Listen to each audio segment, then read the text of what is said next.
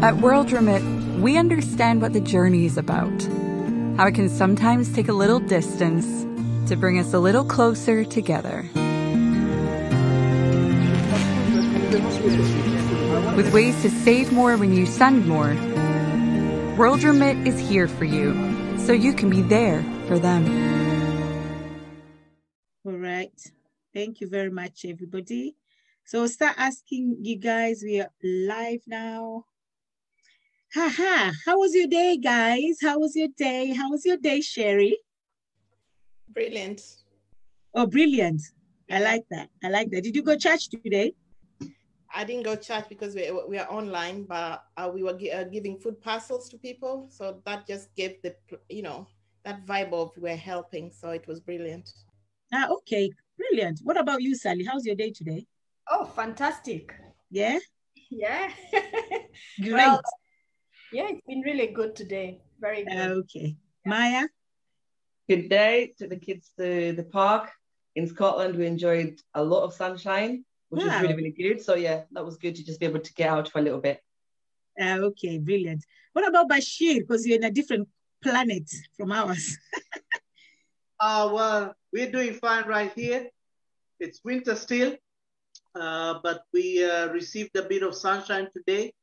And yeah, what else? Just trying to stay alive, keep it safe. We're down here. Keep it safe, keep it real. Okay, thank you very much. What about you, Salvador? How was your day today?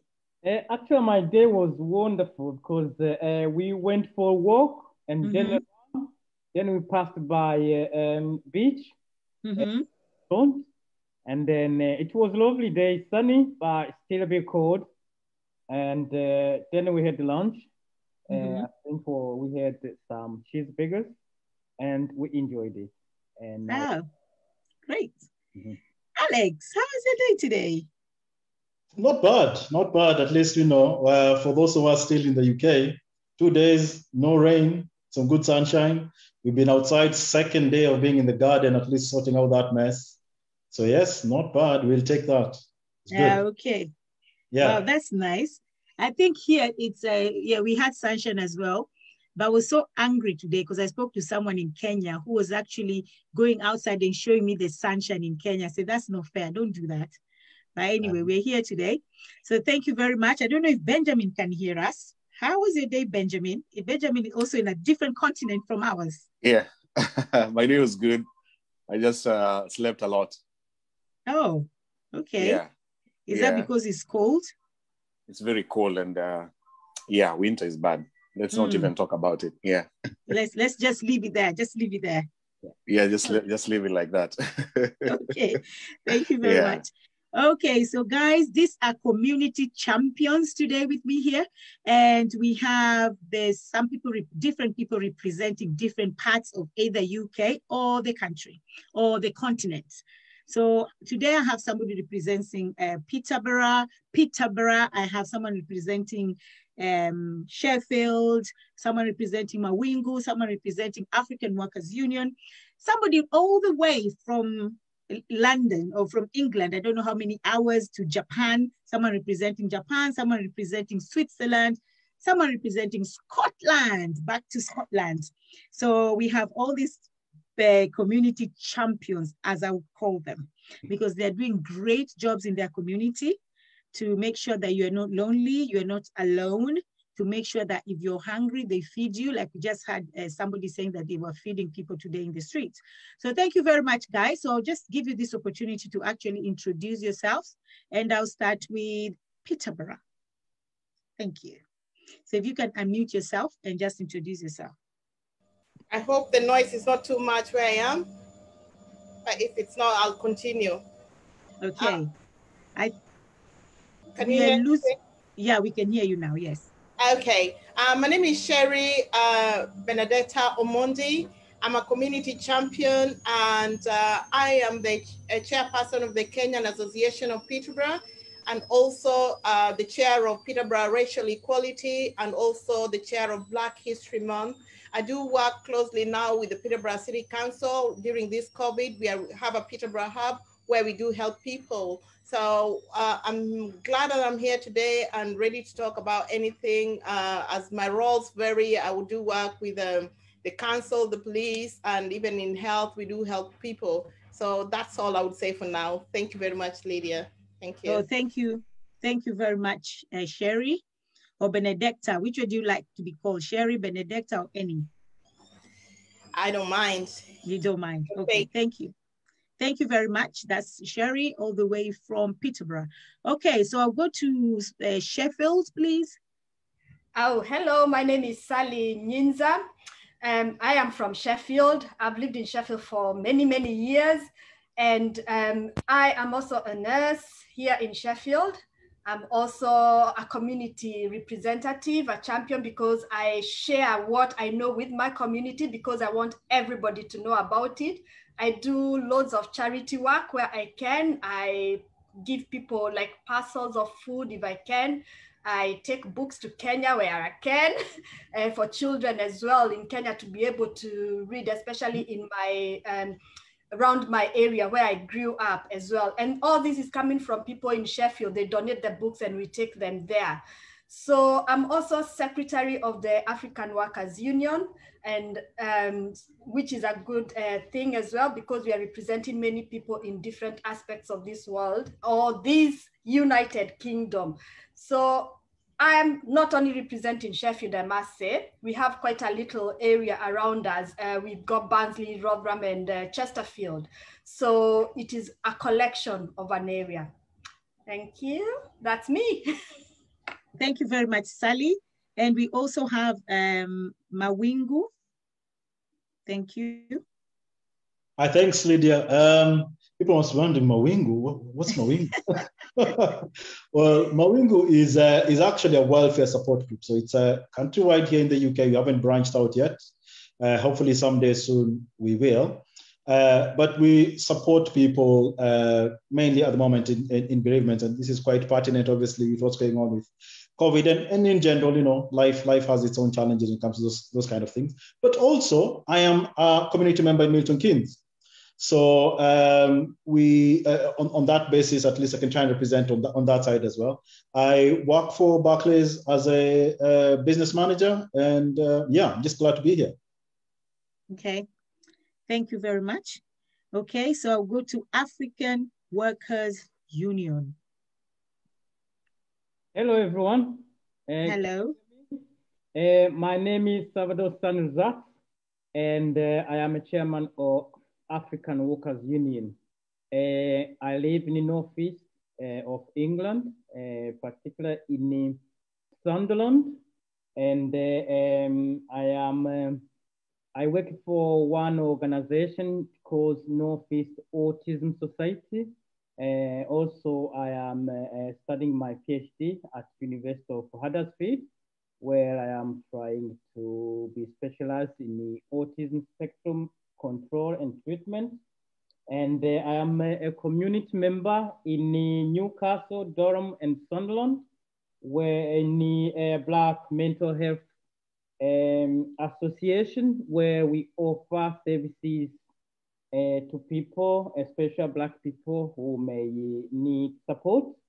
Within our African Workers Union, this union, it was created by men and women who believe in the possibility of equality, liberty, and justice.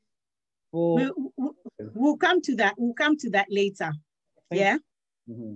Yeah, it was just an introduction of who you are, but we'll come to that later. Thank you very much, Salvador.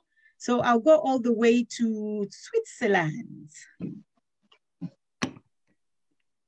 First of all, good evening, viewers, ladies and gentlemen. My name is Bashi Modi, representing Switzerland. I am the Vice President of Kenya Swiss Connection in Switzerland, and I am the founder and CEO of the Habash Films production, both in Switzerland and in Kenya. Nice to be around here. Cheers. Thank you. Thank you very much, Bashir. Okay, so I'll go all the way to Scotland. Good evening, everyone. My name is, I'll give you my full name. It's Elizabeth Maya Chimongis Mujinowska, and I'm based in the Highlands in Inverness. I'm an EYP. I work for the Highland Council as an early years practitioner, and I'm passionate about my community, especially the Kenyan community. And so I'm looking forward to having a few interesting discussions with you all. Thanks for inviting me, Lydia. Thank you very much. Okay, so I'll go all the way back to Slough, UK. Hi, Lydia and the other panelists. My name is John Kaniaru. I'm the chairman of the Kenya Diaspora Alliance, UK, an organization which brings together organization and individuals. And the aim is to bring everybody together so that we can have a common voice. Today, I am here to represent the group Kenyan Association in Slough, which is a 300 plus community of Slough, mainly Kenyans. And that's where we advocate our issues. We help one another. We support one another in all areas, economic, politically, social. And I am happy that, Lydia, you have brought Kenyan groups or associations together so that we can know one another, so that we can know how to engage. Thank you. We'll talk more. Thank you very much. Okay, I'll go the way to Japan. I don't know if he can hear us because I know he's also busy doing something else, but if he can, Japan, introduce yourself. Yeah, he's there. All right. Hello, everyone, the participants and the viewers. This is Benjamin Bogonko. I live in Japan, and I'm a teacher by profession. I teach English in this country. I've been here for more than 10 years. And I'm also passionate about the social media community all over the world anyway, not only Japan, but yeah, that's what I do in most of my time, going live on my social media handles, connecting people all over the world.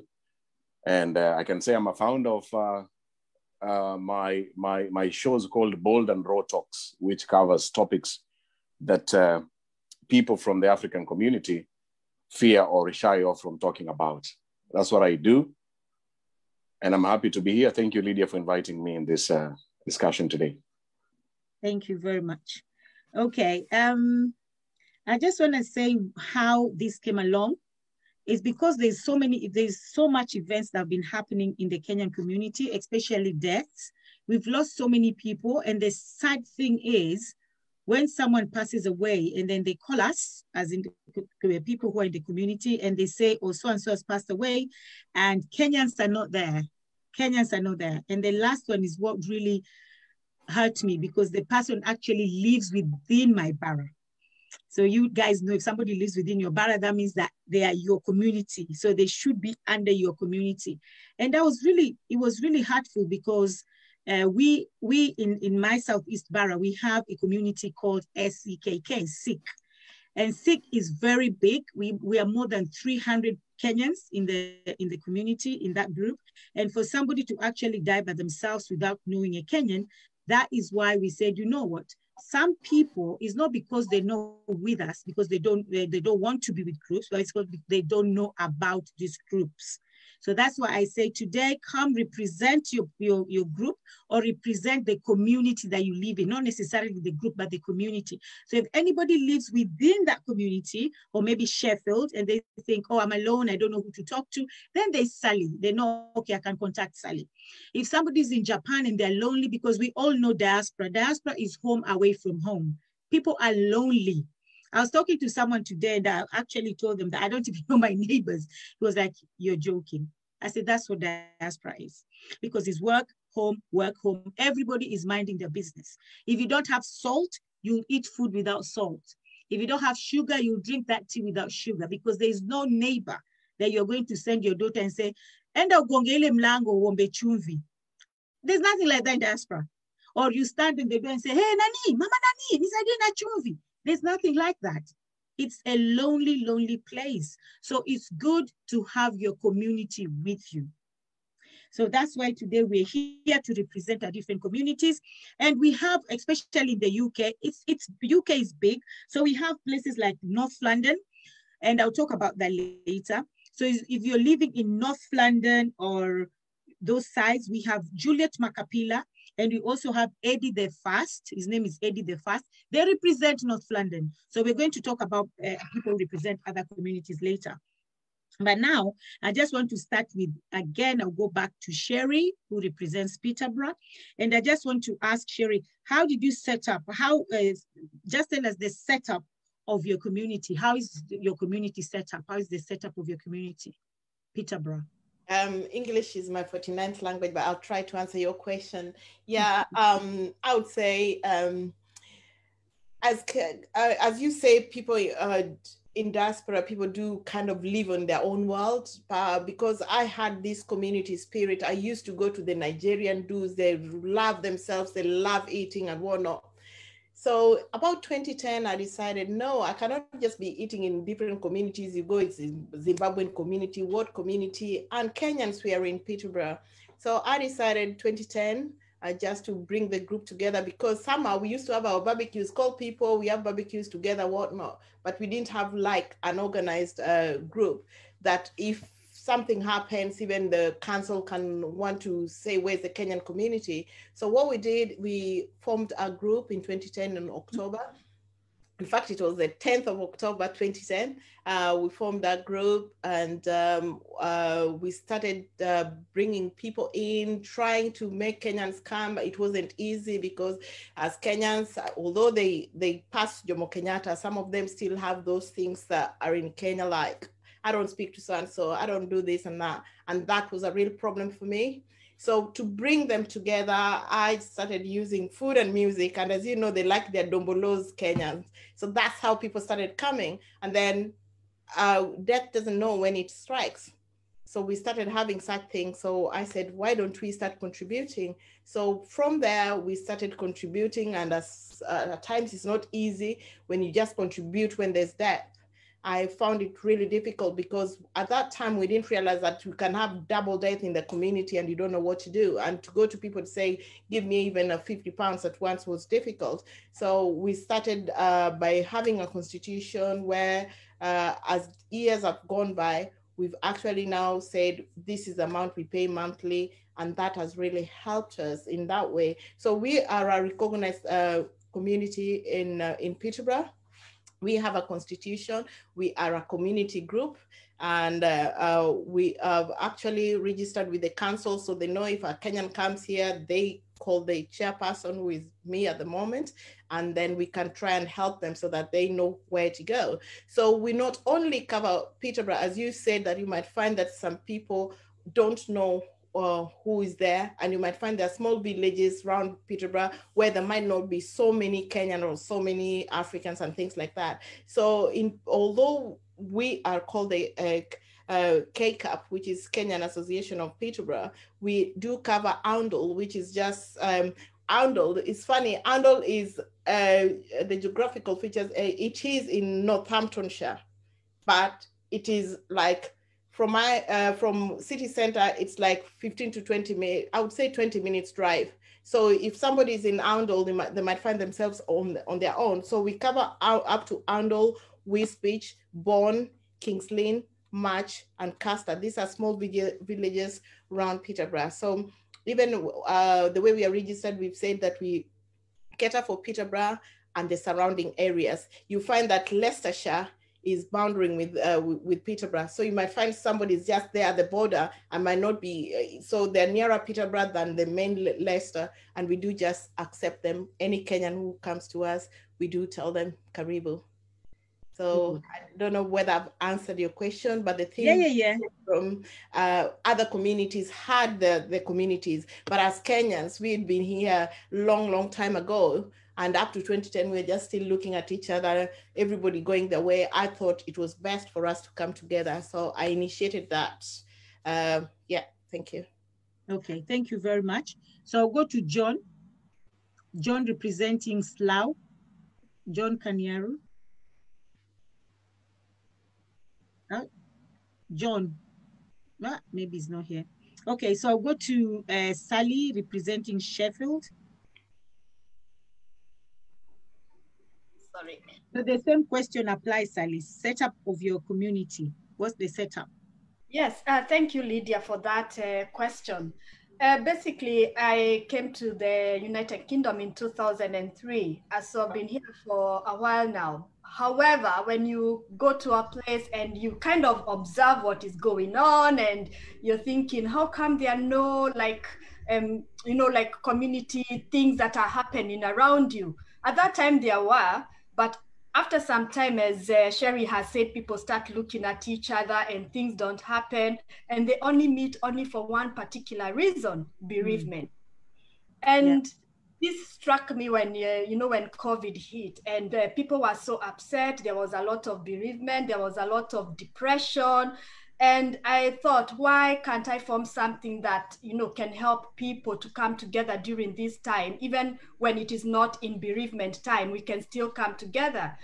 At first, it started as a joke, like make a sister laugh, kind of a group. And we formed something like that. And before that, I remember we went to like 3 people in the community where we surprised them. And we bought like, gifts and shopping for a whole year for that family. And we did 3 families like that. And at one point we had a little loving sister who was not very well, and she was out of job and things like that. And she had a child. She was going through a lot of things. And we did the same thing, where we did the shopping, we took it to her house, gave her money, and the shopping even now is still sustaining her, though she's gone back to work. But those are things that people will never forget. And I thought, why can't we extend this to the community? So we've kind of brought other people from the community. It's a ladies group, but we are now thinking, I think we need to go wider. We need to bring the men in as well.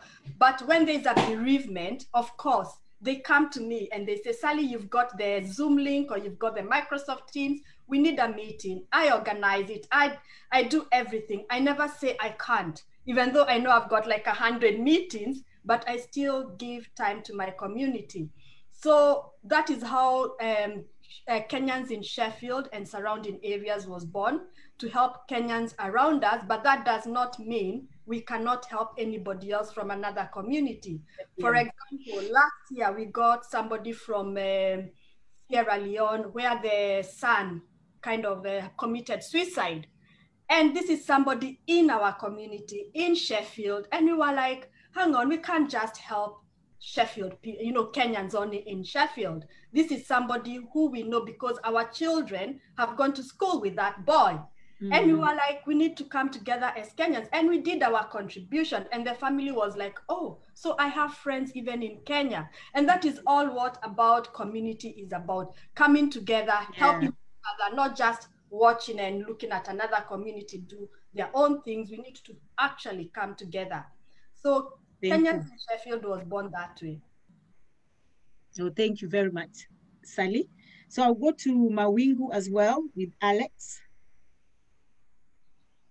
Thanks, Lydia. I'll give you a little bit of just a history on why did we end up with Mawingu. So as you've just suggested, there's been, instances where you are in diaspora and you're here and a bereavement occurs and you're not really sure, will my friends come? And even if they come, to what extent are they actually going to support me? So I guess, there is some element of uncertainty at a time when you need support. Now, friends do turn up, families do turn up, for those people who are lucky enough to have family. But to the extent that it's possible to bring some element of certainty in that the level of support that you can get, almost like an insurance, then that always helps. So for us, the communities that we've been in, we have had these bereavements. It was very obvious to me to see that in some cases, like you said, Lydia, you do find situations where people kind of fall off and they're not necessarily fitting into any community.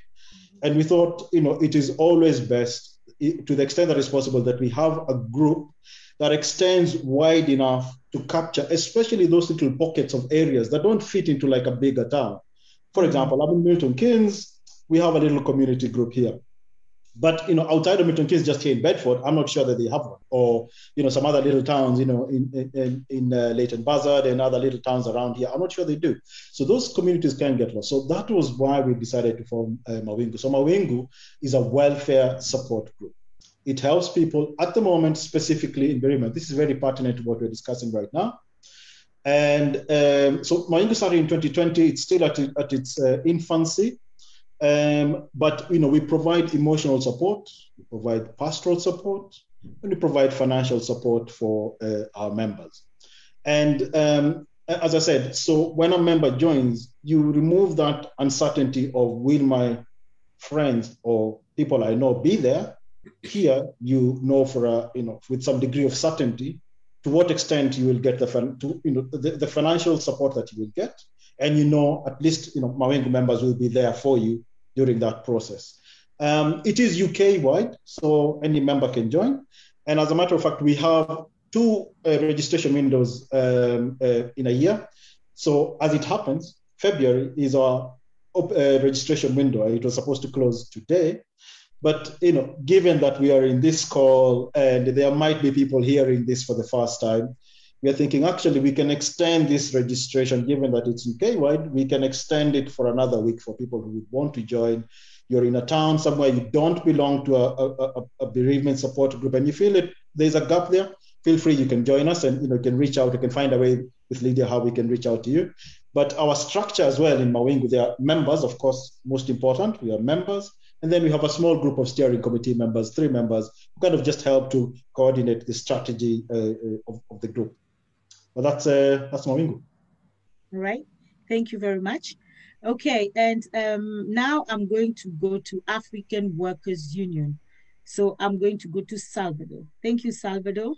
Thank you so much. As I said, that I'm chairman for African Workers Union.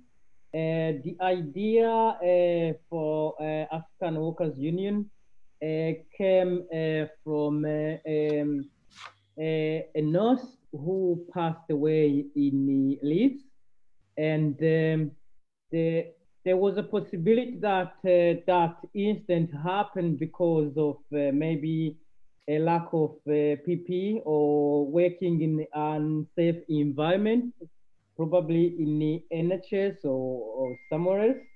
And so it came to us that we needed something that can represent us, where we can make sure that our voice are heard. And then we came together with different people with different expertise. We've got teachers, we've got lawyers, we've got doctors, we've got nurses, we've got social workers, we've got pastors, we have got psychologists, we have got people who are specialized in the media, social media, and then everyone has been contributing in our constitution. And then that's how the African workers came around. And then, so now we are 250 members. What our African workers offer to members, we offer some legal representation. Yeah. I'll come to that. I'll come to that. It looks like you just want to finish everything at the same time. I'll come to that question next. Thank you so much. Thank you so much, Salvador. So I'll go to, I'm supposed to go to Benjamin. I don't know if Benjamin is there. If he's there, Benjamin. If he's Benjamin is not there, so okay. Yeah, I'm here. Thank you. Yeah, I'm here. Thank you, Benjamin. Right. Yes. So my question was, because I know you are busy, what's the setup of your community? As I told you earlier on before the show began, I think a few days ago, I told you in Japan, where I live, this country is, first of all, I don't know if you're aware, the government introduced a new ministry of loneliness. Wow. Yeah, that's for the new? first time. Yeah, they have a in ministry Japan. In Japan. If you Google it right now, they have a specific ministry for loneliness.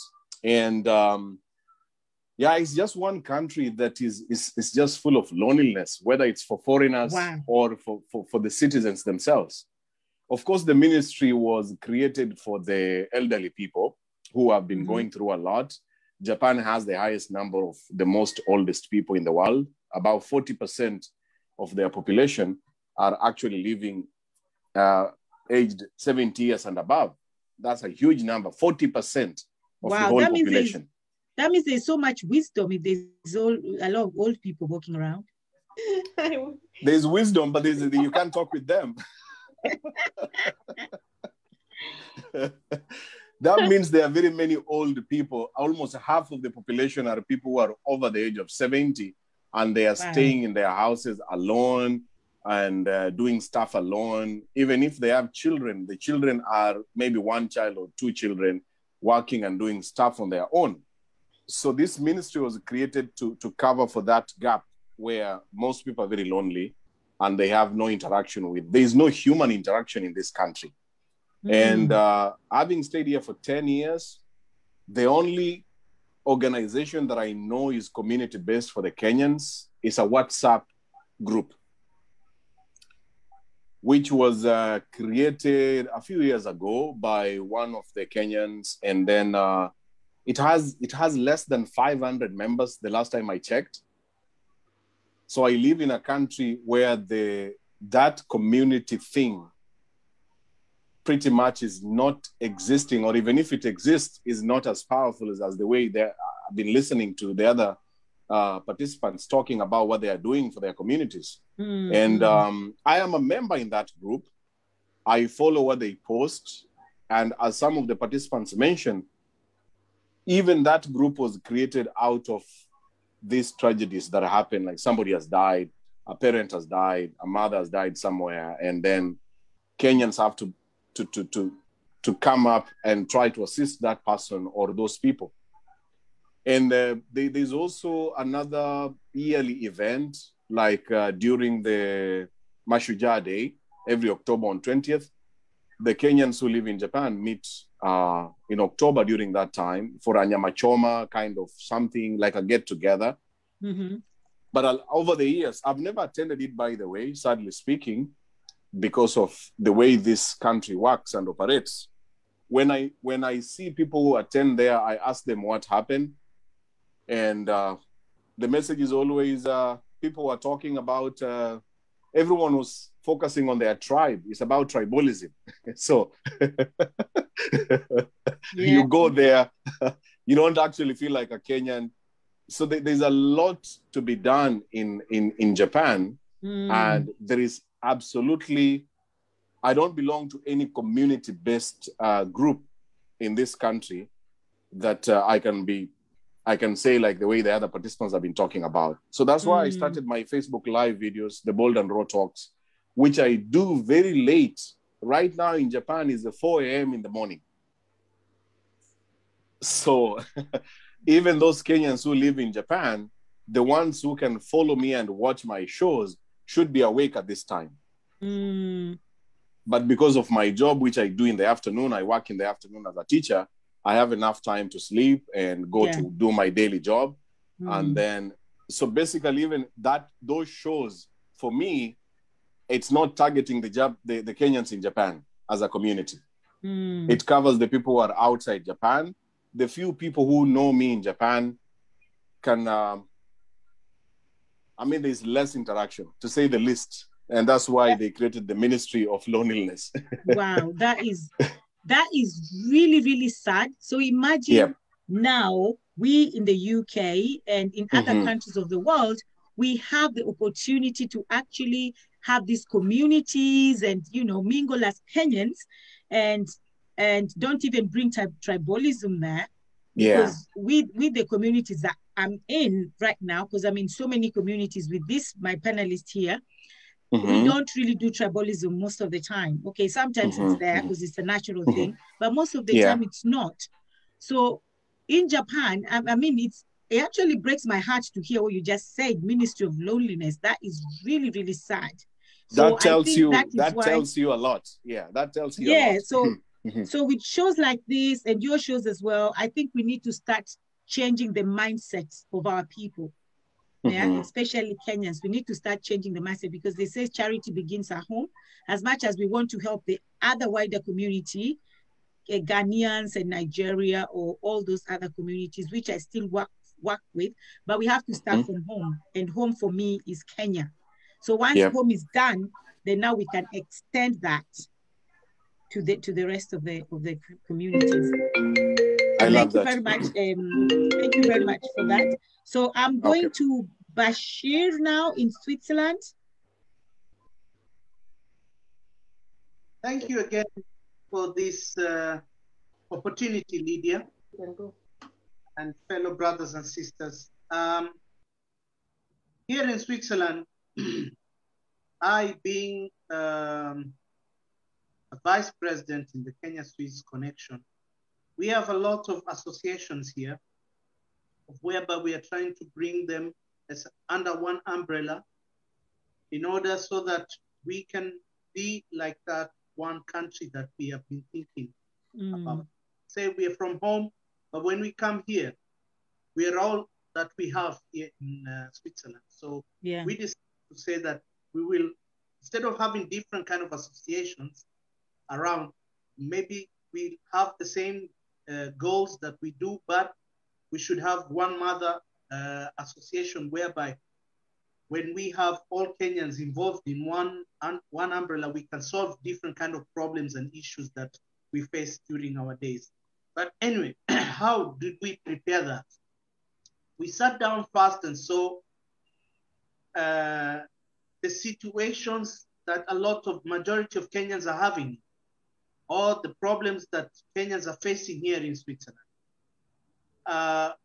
One of the problems that we think that should be brought to attention is the depression problem.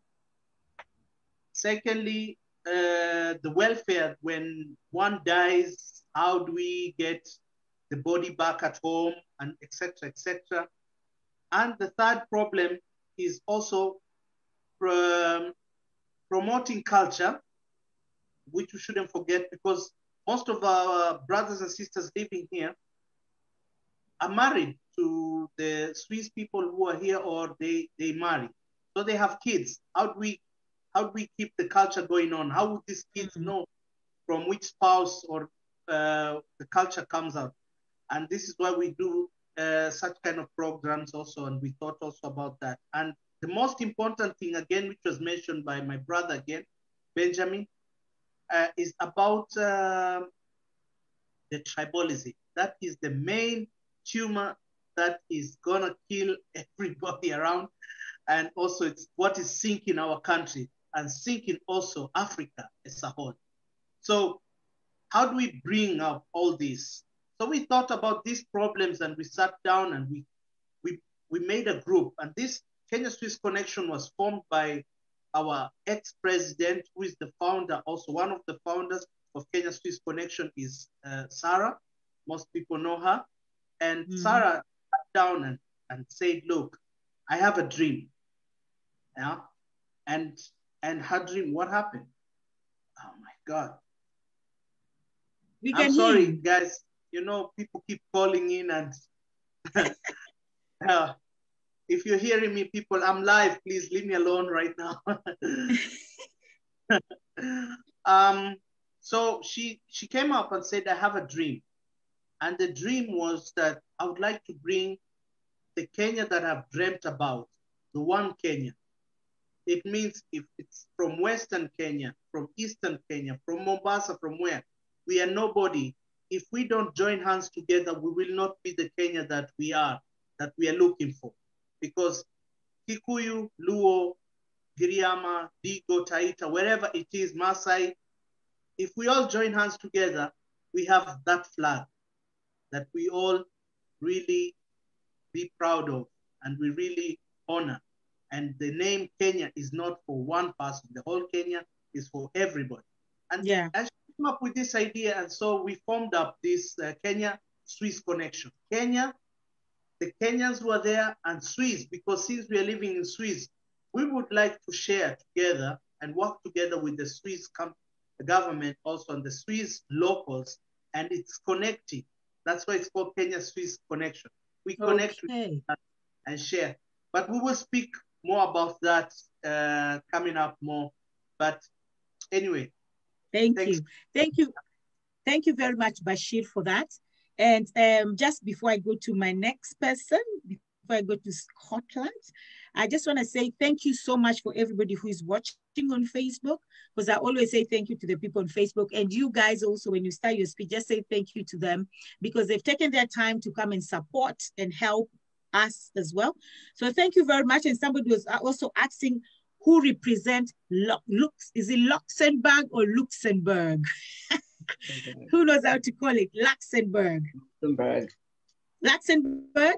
Luxembourg. Okay, Luxembourg. So someone was also asking who represents that. And I think somebody was telling us this history about Netherlands, and they said Netherlands was part of Luxembourg and Belgium, I think, something like that. So we have someone called Abeka. In fact, Abeka was here as well. I saw Abeka watching. So Abeka, Abeka is still around. So if you're looking for somebody who represents Luxembourg, Abeka would be in a very good place to actually help with that, because Abeka is in Netherlands. The Netherlands is just next door to Luxembourg. So Abeka can help. Or you can also just DM me and I'll give you people who live around that area. So thank you so much, everybody watching on Facebook. Please, we have so many Kenyans in the diaspora. So what I want you to do, guys watching, please share this video. If you share the video, you're also going to encourage and let somebody, a Kenyan, see this somewhere, or even any African person, because we are for Kenya and for Africa as a continent as well, because we know that all other countries, we are all lonely in a strange land. So guys, please share. Please share. Just press that button of share, share, share. Let's share the love around. Thank you very much. And also comment and questions. So if you have any questions, if you're in any borough or you're living in the diaspora, it doesn't matter where, because we do know a lot of people. We do know a lot of people. Even if you're in Dubai, say something, we contact with somebody in Dubai, we connect you with someone in Dubai, we connect you with someone in Tanzania, in Uganda. We know people all over the globe. So if you're somewhere and you're lonely, please contact us and we will connect you with somebody. If you're a Kenyan, right now we are dealing with Kenyans only. Next time we'll deal with Africa, but today is all about Kenya. So if you're a Kenyan, please share this video, share it, share, ask your questions and your comments as well. So thank you very much. So we go to Scotland, the land where people wear skirts.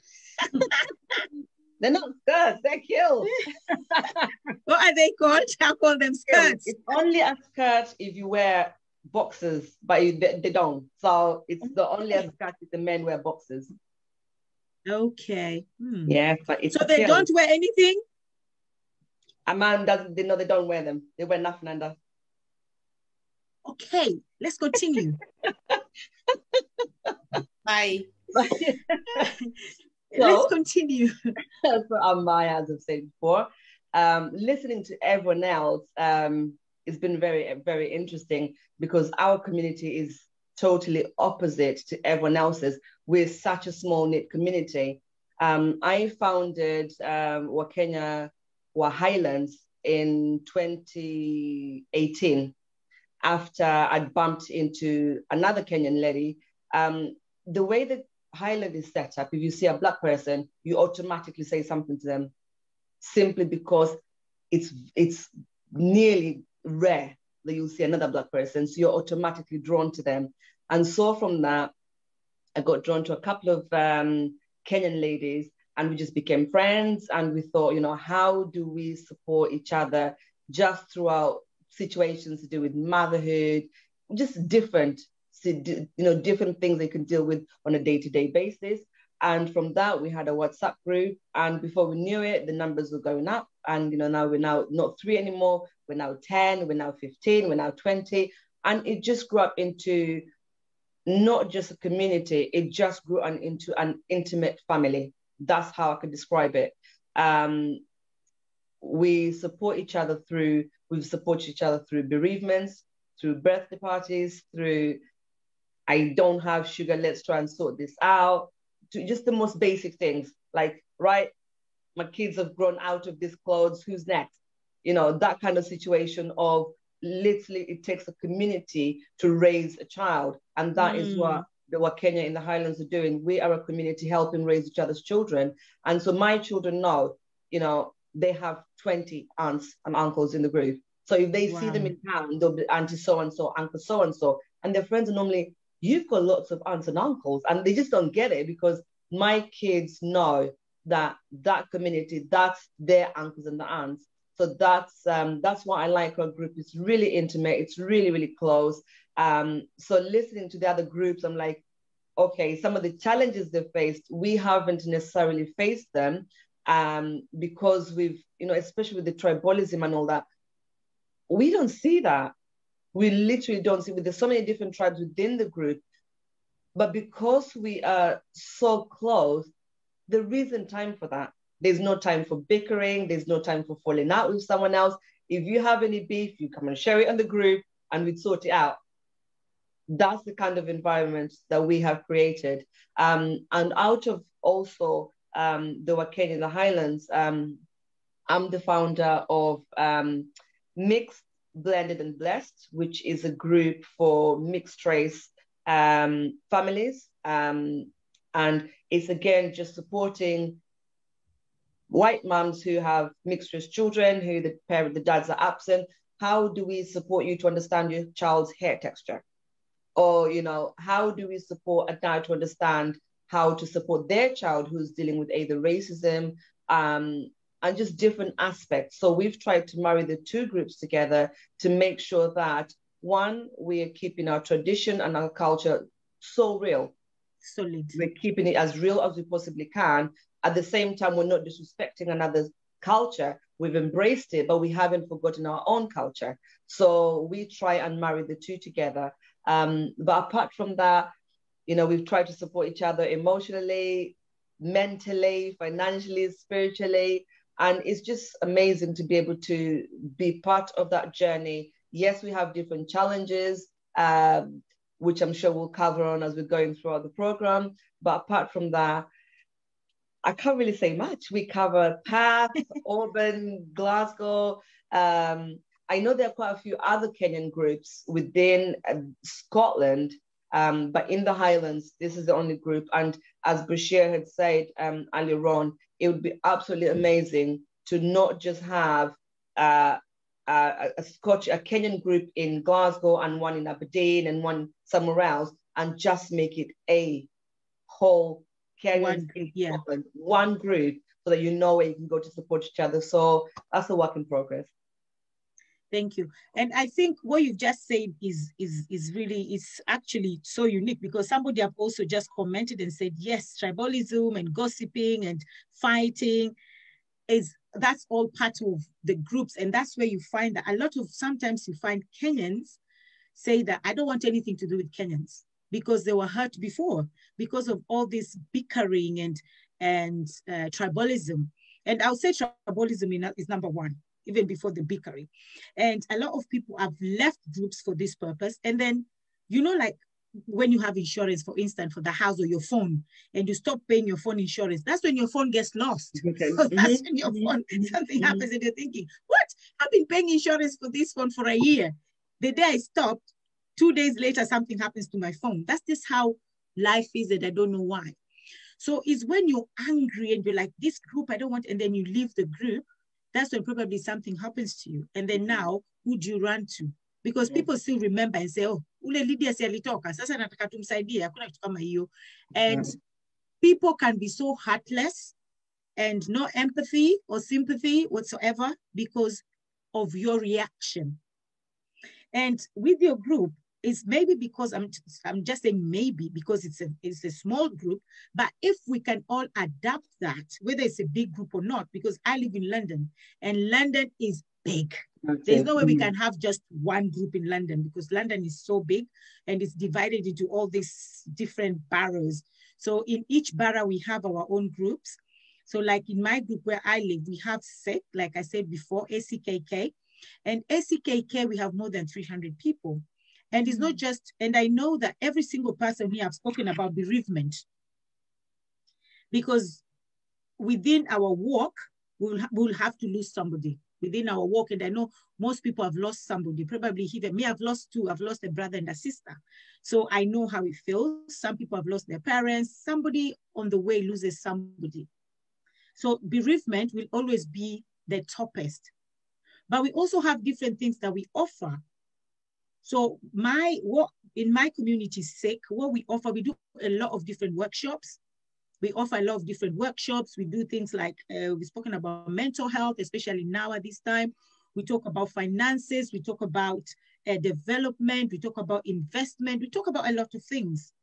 So Sherry, in your community, do you offer different things just apart from probably bereavement, or is there different things that you offer? There are lots of different things. Like now during Corona, we did have Kenyans who actually had COVID-19.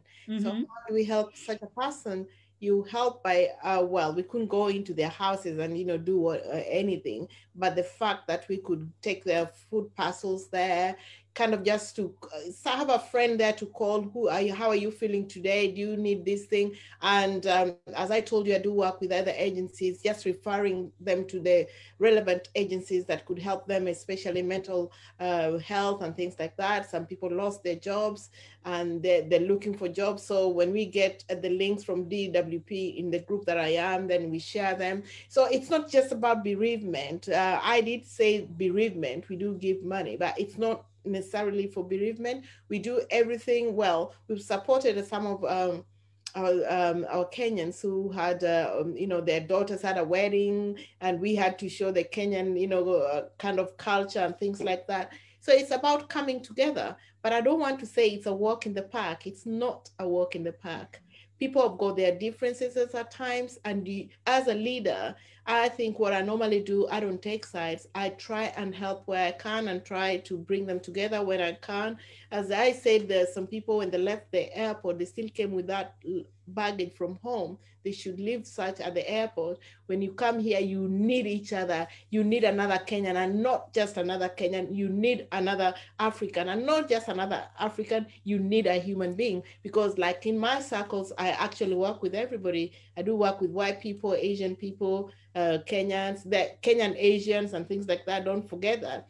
So you find that there are certain things you have to get in, apart from mental well-being. You find also schooling. Some people have got problems with admissions, their children, or have been having problems like even racism, and the children start saying they don't want to go to school. So we kind of help them, counsel them. I'm not a counselor, but refer them to, professional counselors, or use faith groups, because I believe at most of us Kenyans, we believe in God. And therefore through that, you can talk to them, pray with them, could we connect them with a pastor or a priest and things like that. So that's the way we are here. I wouldn't say that it's just bereavement, no, but bereavement is real. It's been real in Peterborough. Like we had, like it was last year, we had almost 3 or 4, and it was just too much for us. But now there's COVID, we don't meet as such. We used, Lydia, you've come to one of our events, when we had the Independence Day and things like that. But now we can't do such. So next month we're having a meeting, and in our meeting, we want to try and, just talk to our young people, let them have that inspiration that they can reach the highest level. I'm a teacher by profession, and my thing is I want to see those young people excelling in areas, but most of our young people are giving up now. They should not give up. Thank you. Thank you. Thank you very much. Yeah, I'll go to, and the funny thing is, yes, with all my panelists, probably I've been to Switzerland, and the person who invited me to Switzerland, Lucy, and she even just invited me to someone else's event. So she invited me to the Sarah event, who is part of Kenya Swiss Connect. And I've been there twice to two of their different events. And what I saw, I really liked, and that's why I went there again.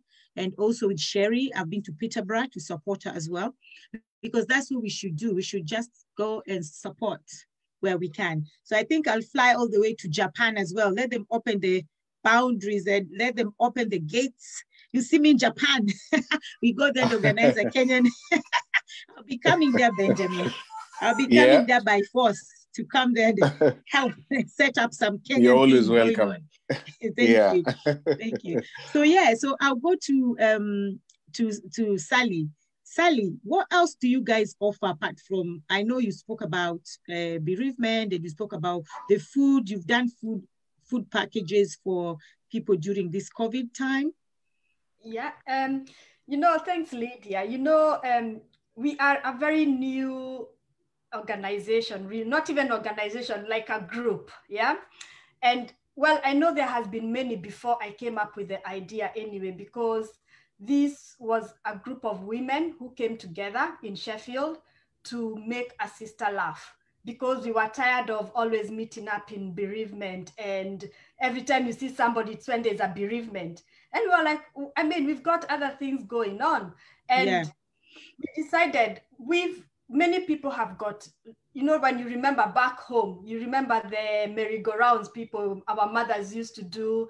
And I used to enjoy, because I used to like seeing the way they are laughing, they talk about things. And I was like, right, because we are so busy here, most people are not around, but we're still having problems. Why don't we make a sister laugh?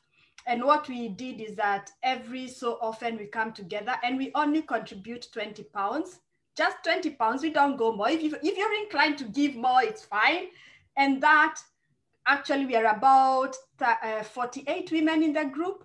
And that is actually enough to actually go to Costco and buy shopping for a whole year. You buy the big things and give money, about £1,000 or even more, to that family, to say, I know, we feel you, we can see you, you're going through something. I know you don't want to talk about it, but no, we are there for you.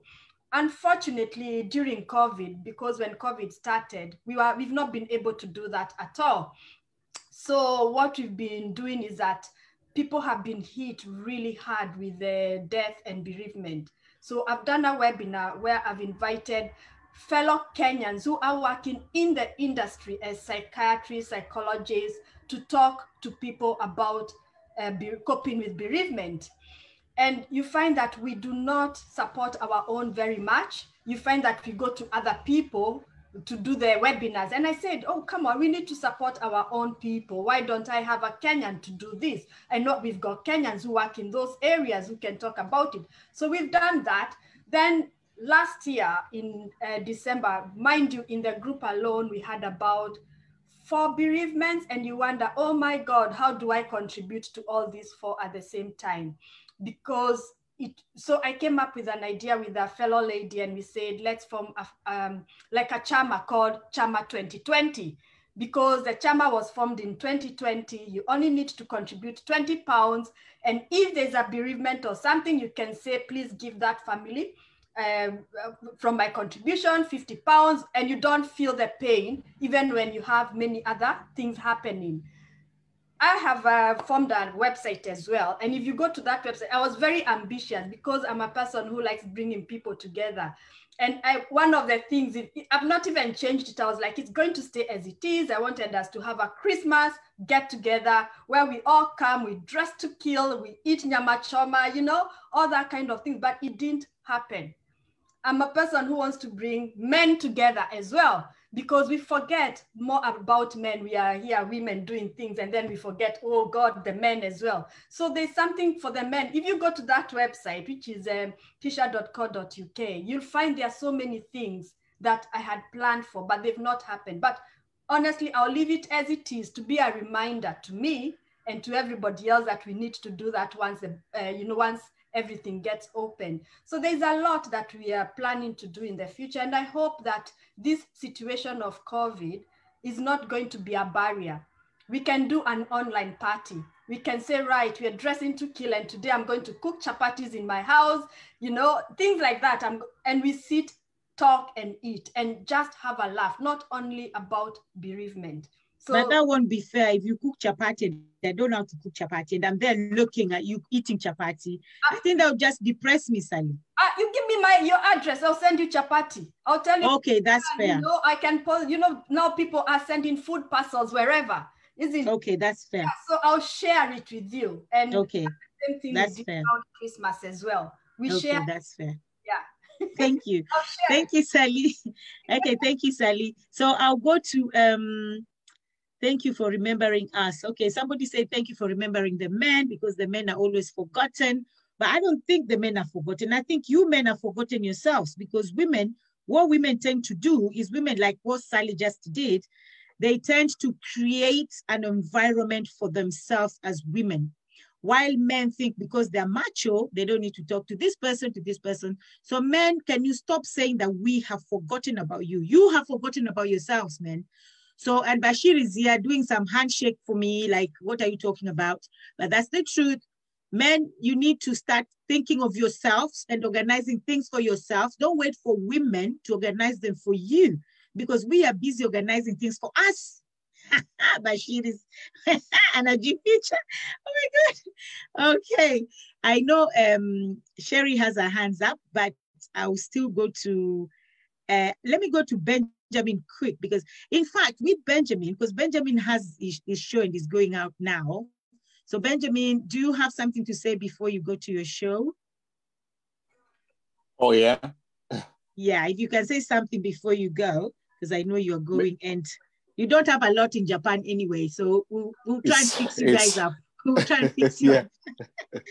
I'm just like an outsider in the whole of this discussion. I feel like an outsider. You remember the show we did last year, the Jamhuri live virtual show? Yes. Yes. Yeah, and that was really amazing because I even confessed, I told you and even the viewers who are watching that show virtually, that Japan is a very isolated country. It's an island. Mm. And I don't know if you have any Kenyan who is in Sweden. Yes, I do. Have you ever interacted with a Kenyan who lives in Sweden? Yeah, remember Anne? Remember the lady that sang? She's from Sweden. Yes. Lioness. Yeah, Lioness. But did she talk about the life in Sweden? Have you ever talked about the life in Sweden for a foreigner or for a Kenyan in Sweden? Have you ever talked with her about it? No, I haven't. I haven't. I think I should, yeah. You should. So yeah. Sweden and Japan, these are very developed countries that people have. I normally say it's like you have everything, but you have no human interactions. Mm.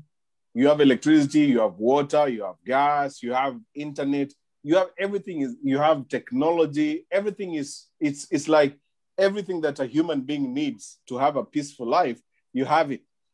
And then there's no human interaction. So it becomes pointless to have all these things, whether you're poor or rich, to have all these things which are necessary, but you can't talk and interact with the fellow human beings. Mm. Yeah, and in that show, that Jamhuri show that we did last year, I said something about some of the Kenyans who have lived here and they finally made a decision to go back home because the social life was actually non-existent. Mm. Like I mentioned something about the late Bob Colimo, the CEO of Safaricom. Yeah, he lived in Japan for 4 years. Mm. And after 4 years, he moved back to Kenya. He's not born in Kenya and he's not a Kenyan. And then when he landed in Kenya to begin looking for another job and start staying there, finally he was like, wow. I'm home. This is home. What was I doing in that country for 4 years? Finally, I'm home. And every foreigner who visits Kenya, in most cases, they go back for the second time. Mm. Because of these interactions and how people connect with each other. People are going through a lot, but the Kenyans can afford a smile. They will invite you. They will give you that positive energy. But deep inside, they are going through a lot. But in these countries, like now in Japan, where I stay, we have zero interactions. The only Kenyans I talk with, there are about 4 of them. And we normally ask, umekula nini? Uko na unga ya ugali? You know? That's all. That's the end of the discussion. But in the group... And you just came back from Kenya recently. So you have a lot of unga ugali to share. Yeah, I carried enough to help me. But what I'm trying to say is, as you say, there is nothing going on in Japan about community-based organization. But every time there's a tragedy, like last year, we had 2 Kenyans who lost their parents. That Facebook group, which I mentioned, which was created for Kenyans living in Japan, people came through. We contributed money for their air ticket, and just money, because even when you travel going back home, most of the companies in Japan, yes, they will give you an off to go and mourn your loved one, but there's a cost on that. It's not like they are going to get you a flight ticket and they're going to give you money that you are not working for these days. Most companies don't work like that in Japan. So those are the only specific moments that I've felt the community in Japan, the Kenyans living in Japan, are actually pulling through to do something. Other than that, it's Nyama Choma, Mashujaa Day, have some beers every October 20th, and gossip and talk about politics, Ruto, Raila, and stuff like that. And then people just side and go back to their tribes. So I don't know what you guys can help me. I'm passionate about connecting people. But when I realize that the people here in Japan, I cannot connect them. It's virtually, I would confess, it's extremely difficult for me to do it, because everyone is in their own life. Everyone is pursuing their own stuff. And maybe it's just the country. You come to this country, you see the Japanese, the way they live. As they say, you do. When you go to Rome, you do what Romans do. So Kufa, just die in your house. We will carry your body. It's a very sad country, honestly speaking. It's just a very sad place to stay. And that's why I started my Facebook live shows. That's why I started my shows, to cover up the social life that I was missing. Because I realized that the first 2 years, I was going into depression and I have no one to talk to. I just video call my family members, which was very expensive 10 years ago, before WhatsApp and internet. So I decided, what can I do to talk with people? I just want to talk to anyone. And even if they're not related to me, even if they're not from my country, let me do something to talk to people. And then in 2015, I started doing my videos. And all along, I've been doing that for the last 5 years. Talk to strangers, talk to anyone in social media. And that keeps me going. Anyone who's listening. That keeps me going, Okay. So I don't know what we can do in Japan. we will do something. We all of us here in this forum, we are going to put our minds together and see what we can do, because that's why we're here. That's why they are called community champions. But before you go, I just wanted to answer somebody. Somebody said, is anything good from this discussion? And it's amazing that Kenyans continue interacting in white supremacy language, yet we have our own language. Shame on you. As an African, I'm ashamed to see this happening. I just want to answer those people that those are the ones that like to judge without even thinking, or just to talk without listening, because we have people in this forum who are not Kenyans. So if we start speaking in a Kenyan language, how are they going to understand? We have people in this group who are married to foreigners, and we want to interact with them. And that's why we say Kenyans and friends. And that's why we say we welcome every single person. So us speaking with Swahili, how is that going to help somebody who is not from Kenya? So before you say something, you want to say Musambo, please. I think Musamba Maluki. Do you know them? Is he one of your friends? No, I don't know. So but I think this is social media. Language is about communication. We can speak Sheng, we can speak our mother tongue, but who is listening? If you use a language, somebody should be listening. So exactly. And we have here in this forum people who are not from Kenya. And so if I start speaking Swahili, which I love speaking Swahili, I love speaking my mother tongue, which is Luo, who is going to hear it? No one is going to hear it. So thank you very much. Thank you very much, Benjamin. I know you have to go, but what I can tell you is, because I know Sally wanted to say something and Sherry wanted to say something, and I know they can say it. I'm here listening for a few minutes before I go. The next 5 minutes. If you want to comment on what Benjamin said, then you can. But if it's about someone else, we can do it after he's gone. So Sherry, did you want to comment about Benjamin? Yes, Benjamin, you are just great. Already you've started something that can bring people together. It doesn't matter what language they speak. I had the same problem but I'm in where people can, so let them speak their language. But if you want to get people, if you're still interacting, face to face, get there. Say, I'm so and so. I'm Sherry. This is what I do. I work with children. I can do this. As a teacher, you introduce yourself. You have 4. You say you have 4 friends. Those 4 friends have more people coming to you. Through those friends, get other friends. Nyamachoma, you came with unga ugali and samaki and whatnot. Make them come if you could still interacting in that way. From there, you will be building your Facebook page and also helping them to know that, around my vicinity, it could be 20 kilometers or 30 kilometers or even 50 or 100, you can go to see Ben. And Ben is that, and Ben does that. That's the way I started. And I'm not saying there's some Kenyans who are in Peterborough who have not really joined us, the official group where we do all these things. And they kind of isolate because they're looking for the pound. But, as we say, there are certain things that don't know about pound, about anything. So it's about bringing people together, not necessarily during meeting days. I'm a person who says hello to everybody. I'm a person who opens my heart for anyone. And then when they start finding that could be you're good in IT, there's someone not good in IT, use your IT skills to bring them to you. Just use something small to bring them. Have 20, just like Sally had said, you could have 20, you could have, or the Nubian warrior, can't get your name. Whatever number you have, nurture that. And then you just, word of mouth goes very fast. Facebook, you're already there. Yeah. Thank you. Thank you so Sally. much. Yeah, what I would say, Benjamin, is there is a lot you could probably look at what talents you've got among even those 3 or 4 people. And you could, like say, we do so much, we achieve so much, but we don't, recognize ourselves.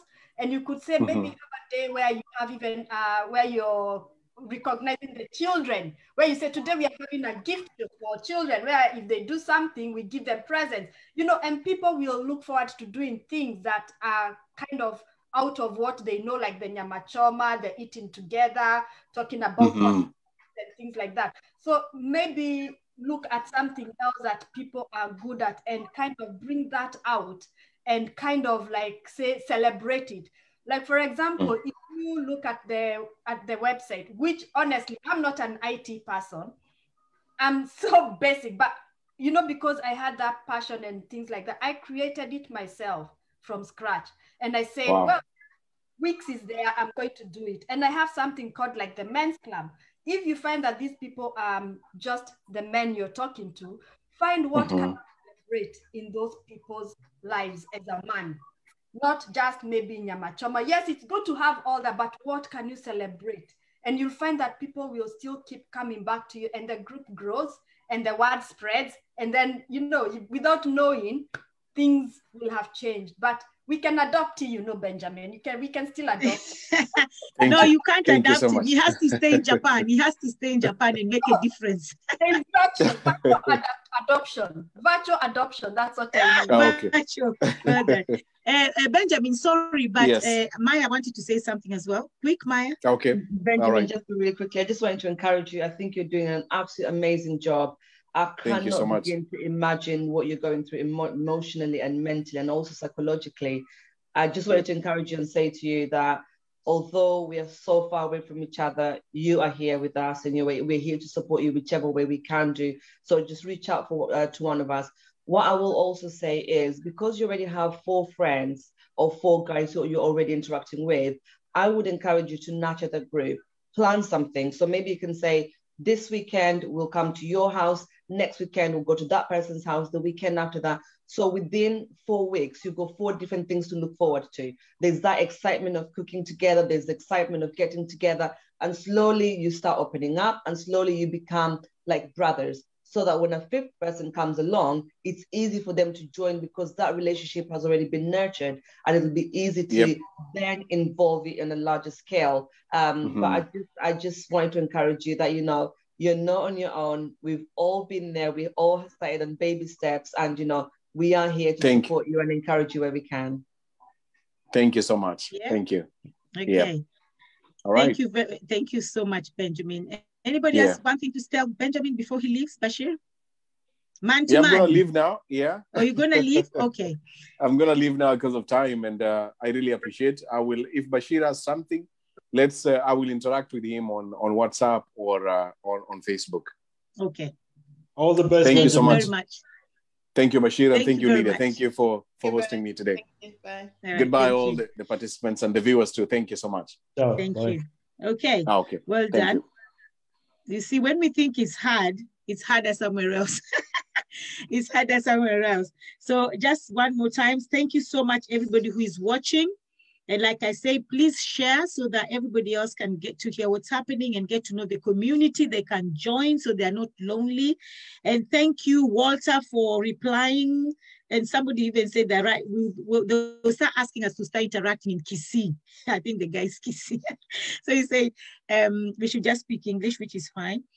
And thank you very much, everybody watching. Please keep on sharing, and like, and comments and questions as well. If you have questions for these guys in the panelists, please ask questions. Please ask questions. Now I'm going to Mawingu, because I know Mawingu was actually formed so much on bereavement. So I just want to ask if there's anything else that you guys do apart from bereavement. Well, that's very straightforward, Lydia. At the moment, no. Okay. But that's intentional. That's intentional. It's not because we don't want to. It's just because we want to allow ourselves to focus a little bit on this until it's really well founded. As a matter of fact, we had our meeting, another meeting today, just before this call, and we were discussing, other avenues that we can venture into. But it's very important that we first solidify the foundation of, okay, we are covered on bereavement 100%. We don't need to go back into it. We've covered all the bases, all these, anomalies that come up with bereavement, as you can imagine, when you're here. So once you've really settled on that, we are fully aware that there are opportunities that we can interact in many other different ways, socially, and support each other in other ways. So we are conscious of what we are missing out on, but it's a little bit intentional, baby steps before, you venture out into other things. So not at the moment. Okay. Thank you. That's fine. Okay. So, and it's good because I know you just started not long ago.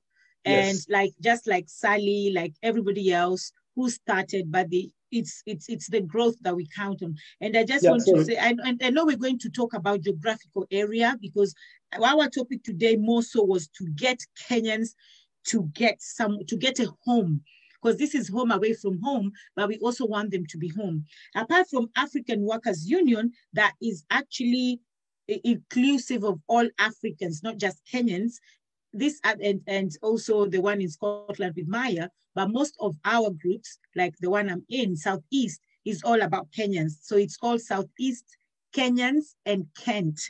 Southeast Kenyans and Kent. So it's all about Kenyans, apart from, of course, African Workers Union and Maya in Scotland. So I'll go to African Workers Union. So what are the benefits that you have, Salvador? Thank you so much, Lydia. Can you hear me? Yes, we can. Thank you. First of all, I just want to say thank you so much to everyone who's listening and watching. This is a very important talk. What we offer within our African Workers Union, as you know, we all have union in our organization, but we sometimes think that, is this union representing me fairly? Does this union really answer to my expectations? That's how we always come with these questions. So there are many people at the moment who have been victims of different kind of discrimination. So what we offer to our members who join us, as I said, that we've got over 250 members. So if any member has got any problem within her or his workplace, we always offer them legal representation, from investigation hearing to tribunal. So that's very good to make sure that our member is supported.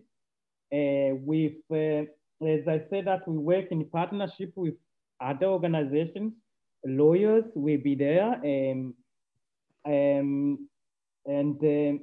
judges, other people who who are trained in representation. So they will be there to make sure that that member, he fully supported to expectation that he or she deserves. So the second one, we offer training in representation. We offer counseling services. As I said again, we work together. Our union is made by people who have got different expertise. So everyone who has got a problem, whether it's maybe counseling or training in legal representations, or anyone who has got any court case or any problem within workplace, we always offer them support according to their needs. I don't know if I have answered your question. Yeah, that's fine. And where are you actually based? Where are you based, the African Workers Union? Do you have a base or? Actually, we're based in the UK. We have got our address in London. We have got our website. We've got our telephone. We've got we are on all social media: WhatsApp, Facebook, Instagram, and LinkedIn. So to make sure that whoever wants to join us or to know what we do, you are invited to visit our website. Okay, we'll get to the where everybody's going to give their details later. Okay, so I'll go back to I'll finish with Japan. So Japan is gone. So I just wanted to say, guys, if you're watching and you're around Leeds, we have people. We have an organization in Leeds that's now back to the UK. If you're living around Leeds and you want somebody, we have somebody there. If you're living in Hertfordshire, we have somebody there. We have an organization led by Agre in Hertfordshire. In North London as well, like I mentioned before, we have Juliet Makapila and Eddie the Fast in North London. We have in Germany as well. If you're living in Germany and you want to get in touch with someone in Germany because you are lonely, we have people in Germany as well. If you're living in Netherlands, we have somebody in Netherlands. We have people in Netherlands as well that we can connect you with. In Luxembourg as well. In Belgium as well, we have people we can connect to in Belgium. Sweden, we have people we can connect to in Sweden. Italy, we have people we can connect to in Italy. Denmark, we have people we can connect to in Denmark. America, we have so many people we can connect to in America. So if you're living in those countries, and Dubai as well, we have somebody we can connect to if you're living in Dubai. And of course, in Switzerland, we have Bashir here with us. And also Bashir knows a lot of people in different countries as well.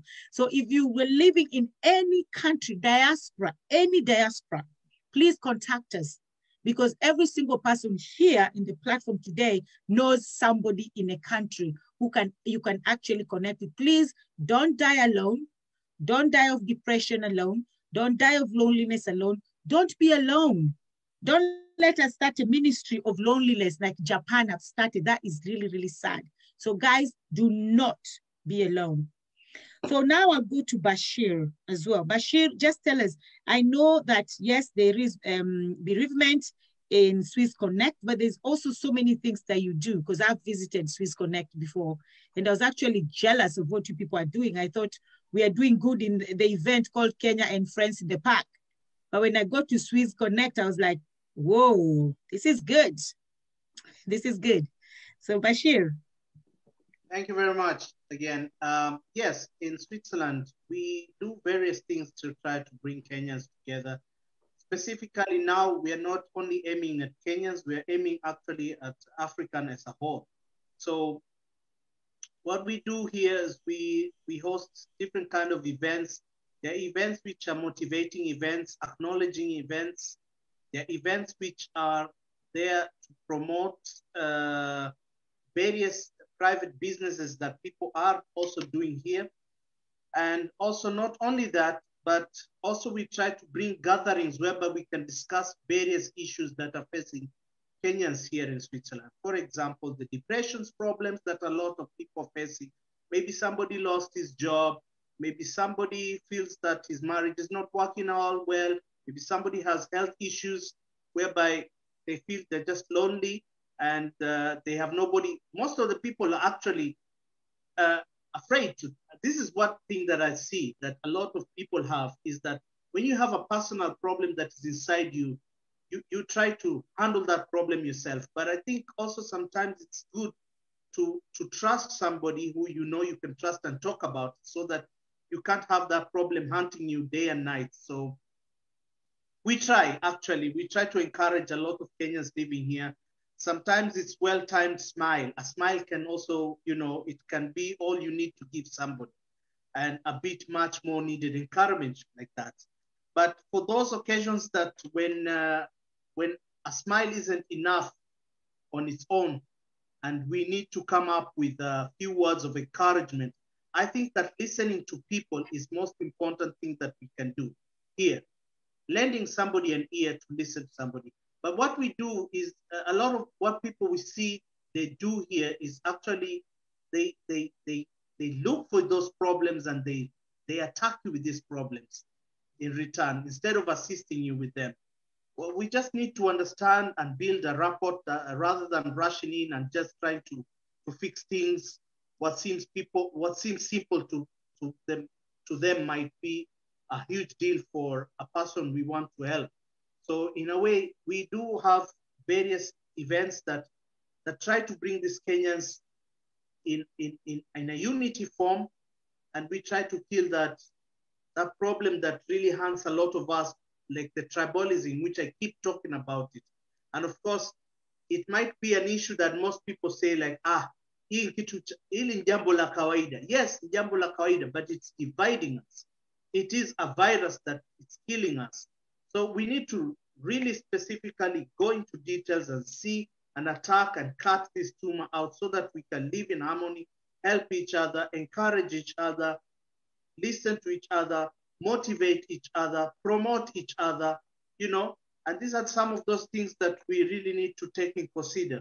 Yes, we could discuss about, who you pay, it does not help. We are far from home, and here it's the only home that we have. If we don't use the hands to assist each other, I'm sorry, it does not work out that way. We would fail. And I don't have to say, now I know I have to go with time. And Thank you, Bashir. It's, I think, number one virus and tumor in Kenya is tribalism. Forget COVID. COVID has not killed people the way tribalism have killed people. Tribalism have killed a lot of people in Kenya. We've killed each other every time, especially when there's election, we kill each other because of tribalism, not because I want this person to be president, is because of tribalism. And that has killed us more than COVID. So you can imagine how bad that tumor is. It needs to be destroyed. And especially when we're in diaspora, come on, you're in diaspora, this is home away from home. So if you're fighting with somebody because they're Luo or Kikuyu or Kamba, I'll just tell you one day, I was in a market one day and we saw this Kenyan and my children were like, Mommy, that girl is a Kenyan. And I was like, how do you know? Because I thought they had a bracelet of Kenya, because I know a lot of us, 80% of us, we wear Kenyan bracelets. Right now I have my one here, I have my one here. Let me see yours, guys. Let me see anybody who has something Kenyan. Oh my God, these are traitors. You are traitors. Oh my God, let me just show you. Let me see anything Kenyan. Tropical Kenya. Apart from Maya. Maya has a Kenyan flag. Well done, Maya. And she has a Kenyan flag. This is me here. This is me here. I won't lie. So, that's not Kenyan. Stop. That's not Kenyan.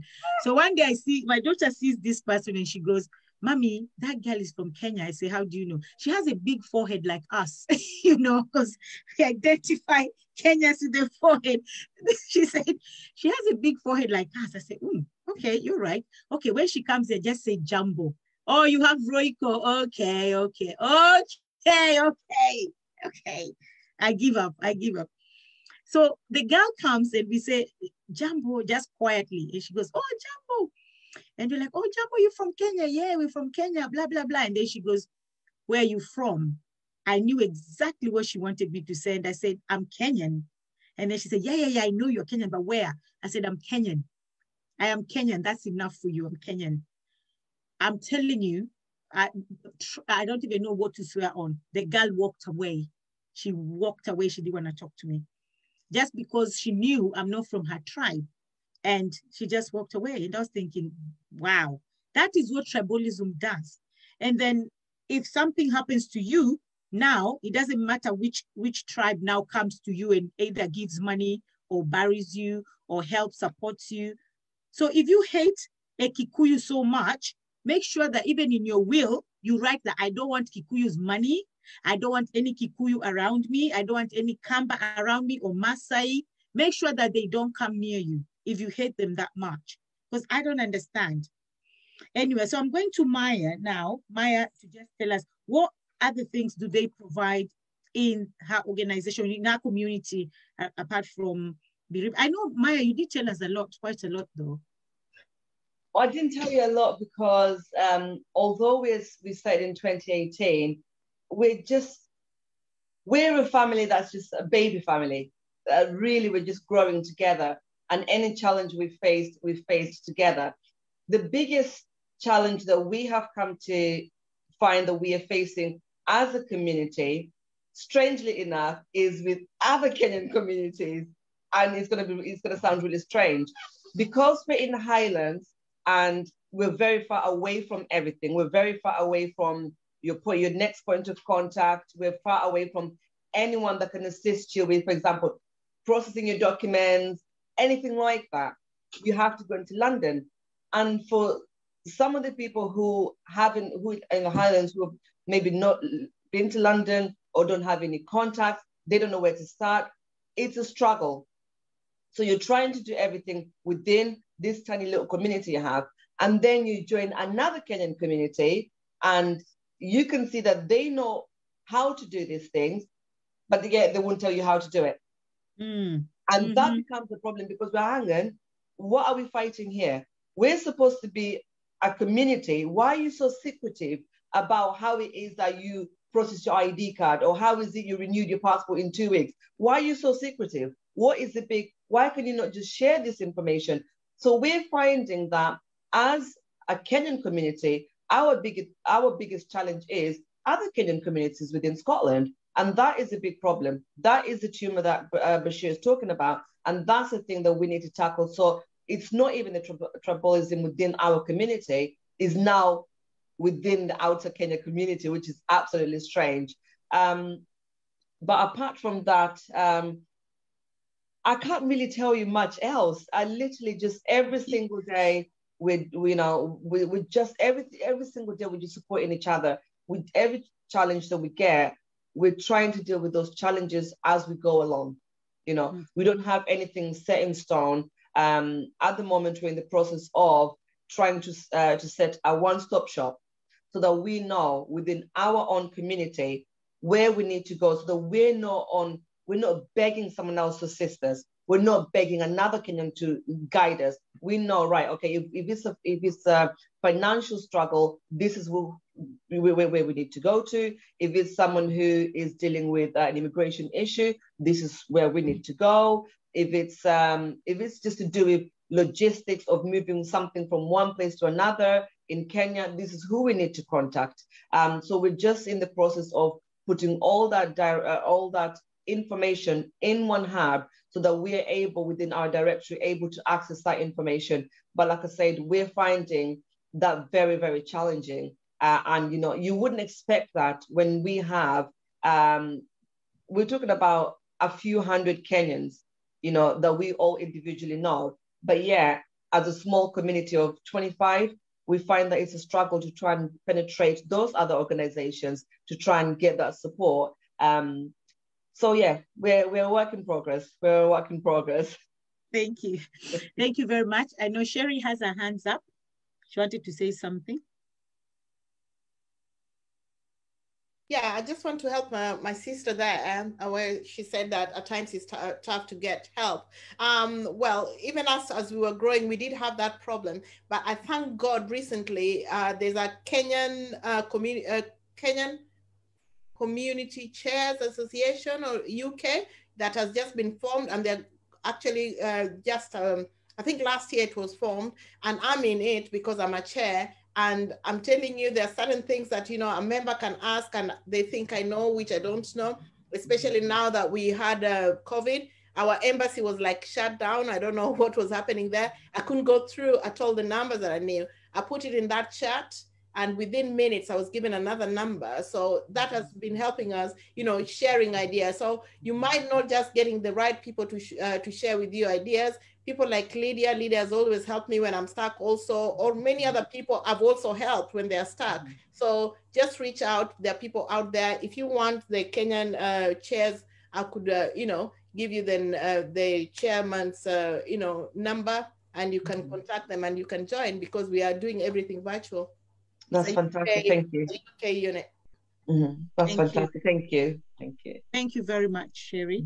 Now, I just want, just for a quick answer, I'll start with Sherry again. What geographical area do you cover? Just tell us which areas you cover, so that if we have people in those areas, they can actually contact you. Like I said, we cover Peterborough, Oundle, which is in Northamptonshire, Wisbech area, Bourne, Kings Lynn, which is near Norfolk, and March, Whittlesea, and Castor. So because of the way Peterborough is, we cover a bit of Leicestershire, Northamptonshire, and, you know, and Norfolk. So yeah, I don't know whether you got it right. Okay. And somebody also said people are just requesting, write your numbers there. So Sherry, just repeat those areas again, please. And then write your numbers there as well. Just repeat them, please. Peterborough and the surrounding areas, which is Oundle, which is in Northamptonshire, Wisbech, Bourne, Kings Lynn, March, Whittlesea, Castor, and that's it really. And anybody in the surrounding areas, just, I'll put my number there, call me, and we're always welcoming people to join us. Okay. Sally, which geographical areas do you cover?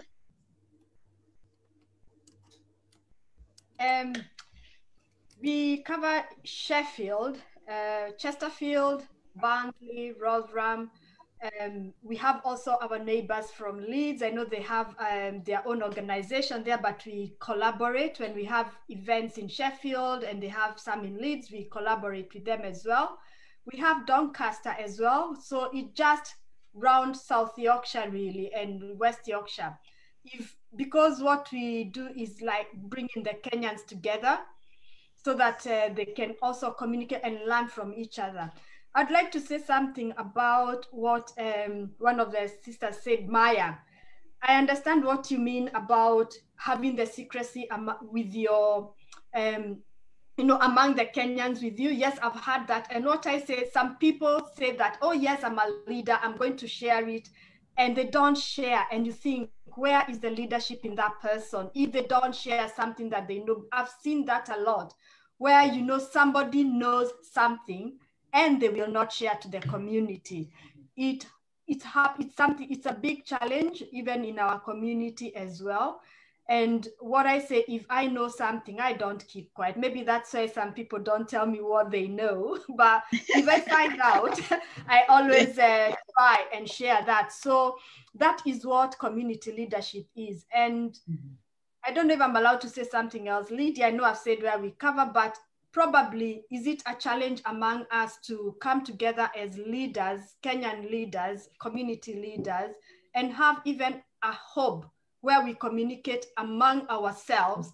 If I'm struggling with something, I know that Sherry is going to come in and say, Sally, you can do this in your community. We've done it. Is it something that we can do that? Maybe have a WhatsApp group? I leave it out there. Yeah, thank you very much, Sally.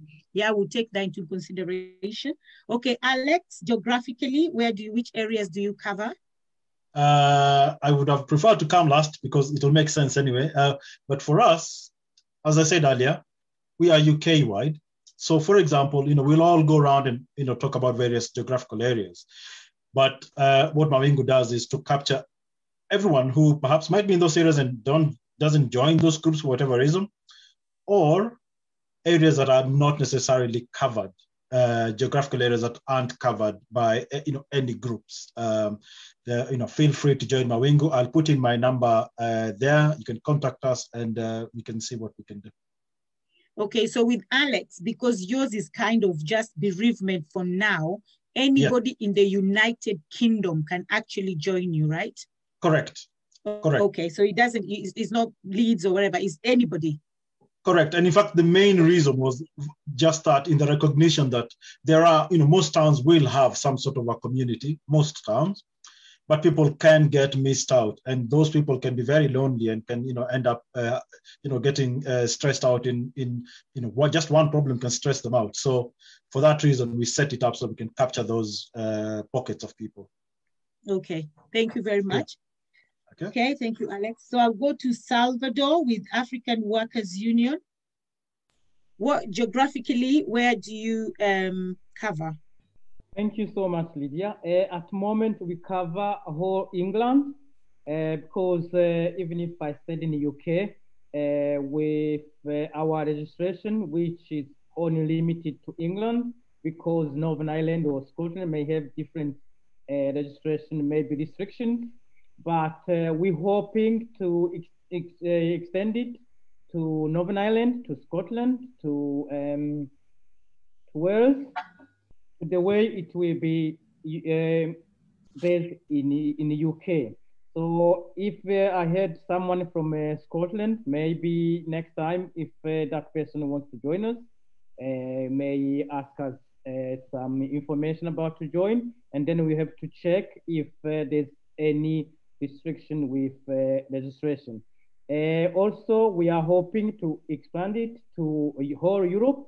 So I had someone from Switzerland, Denmark, in the Scandinavian country, and everyone will be happy to join us, but we have to check if our registration doesn't have any restriction within those countries. Okay, thank you very much, Salvador.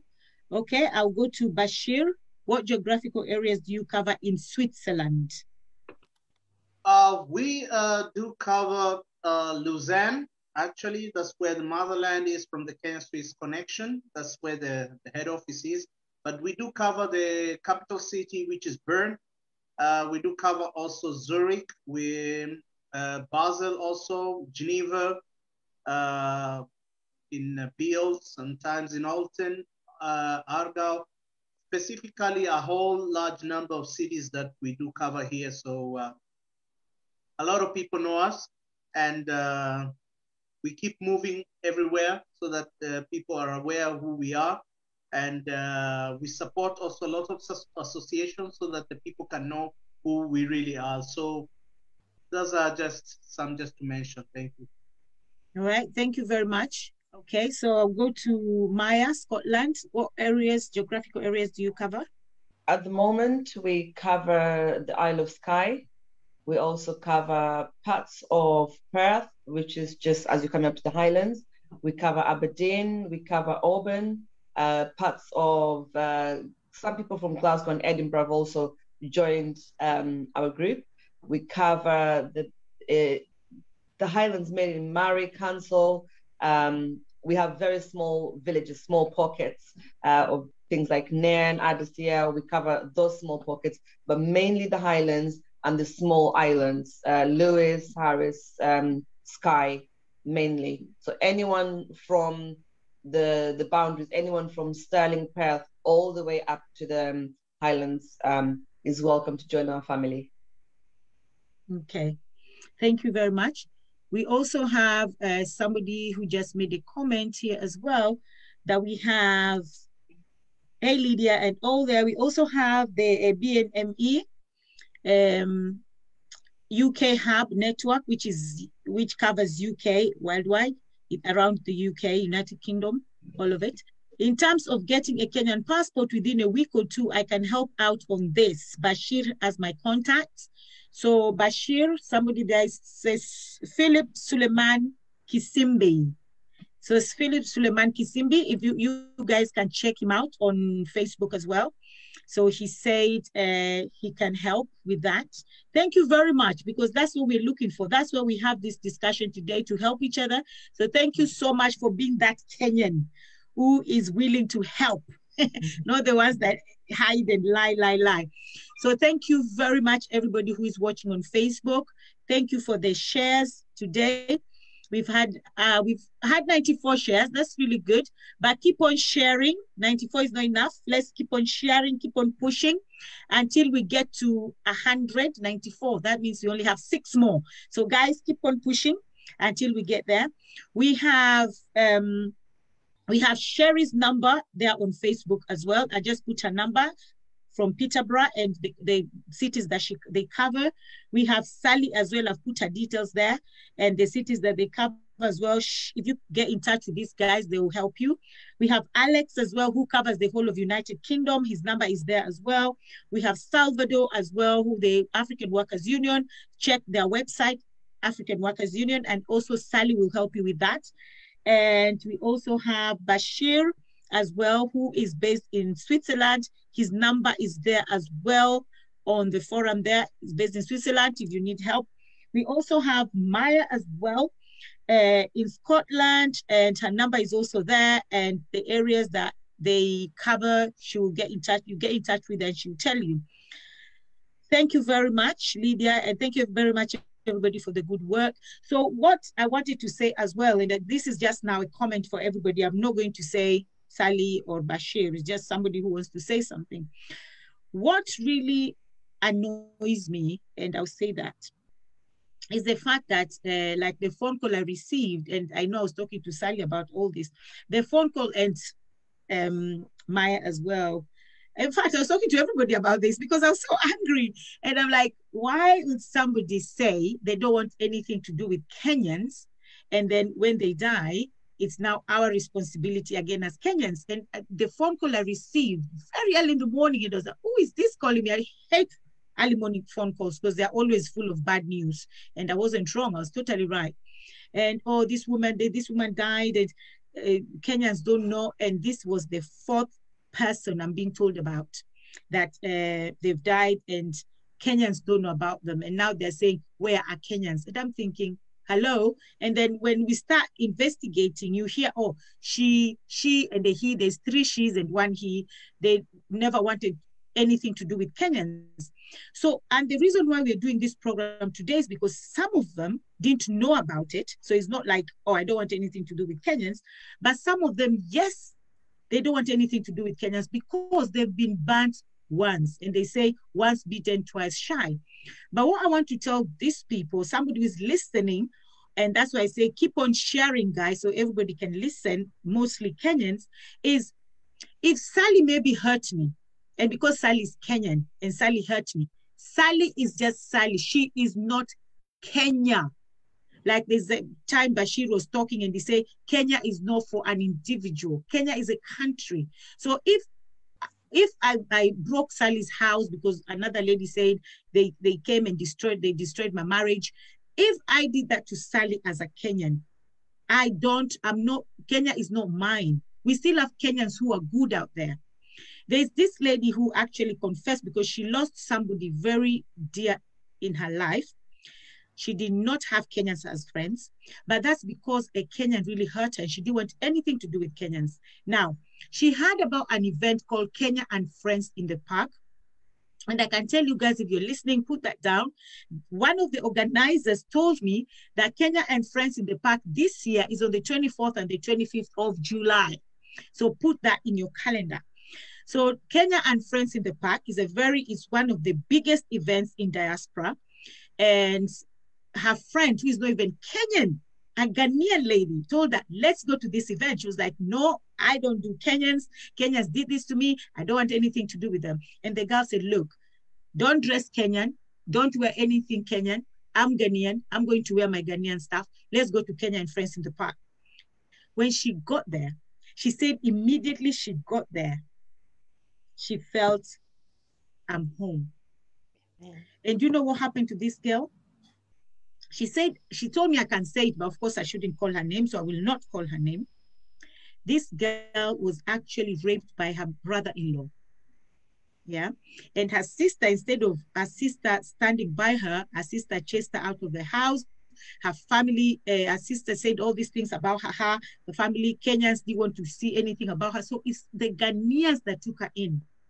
So she hated Kenyans with a passion. But she said when she got to Kenya and Friends in the park, she just felt like, I'm missing something.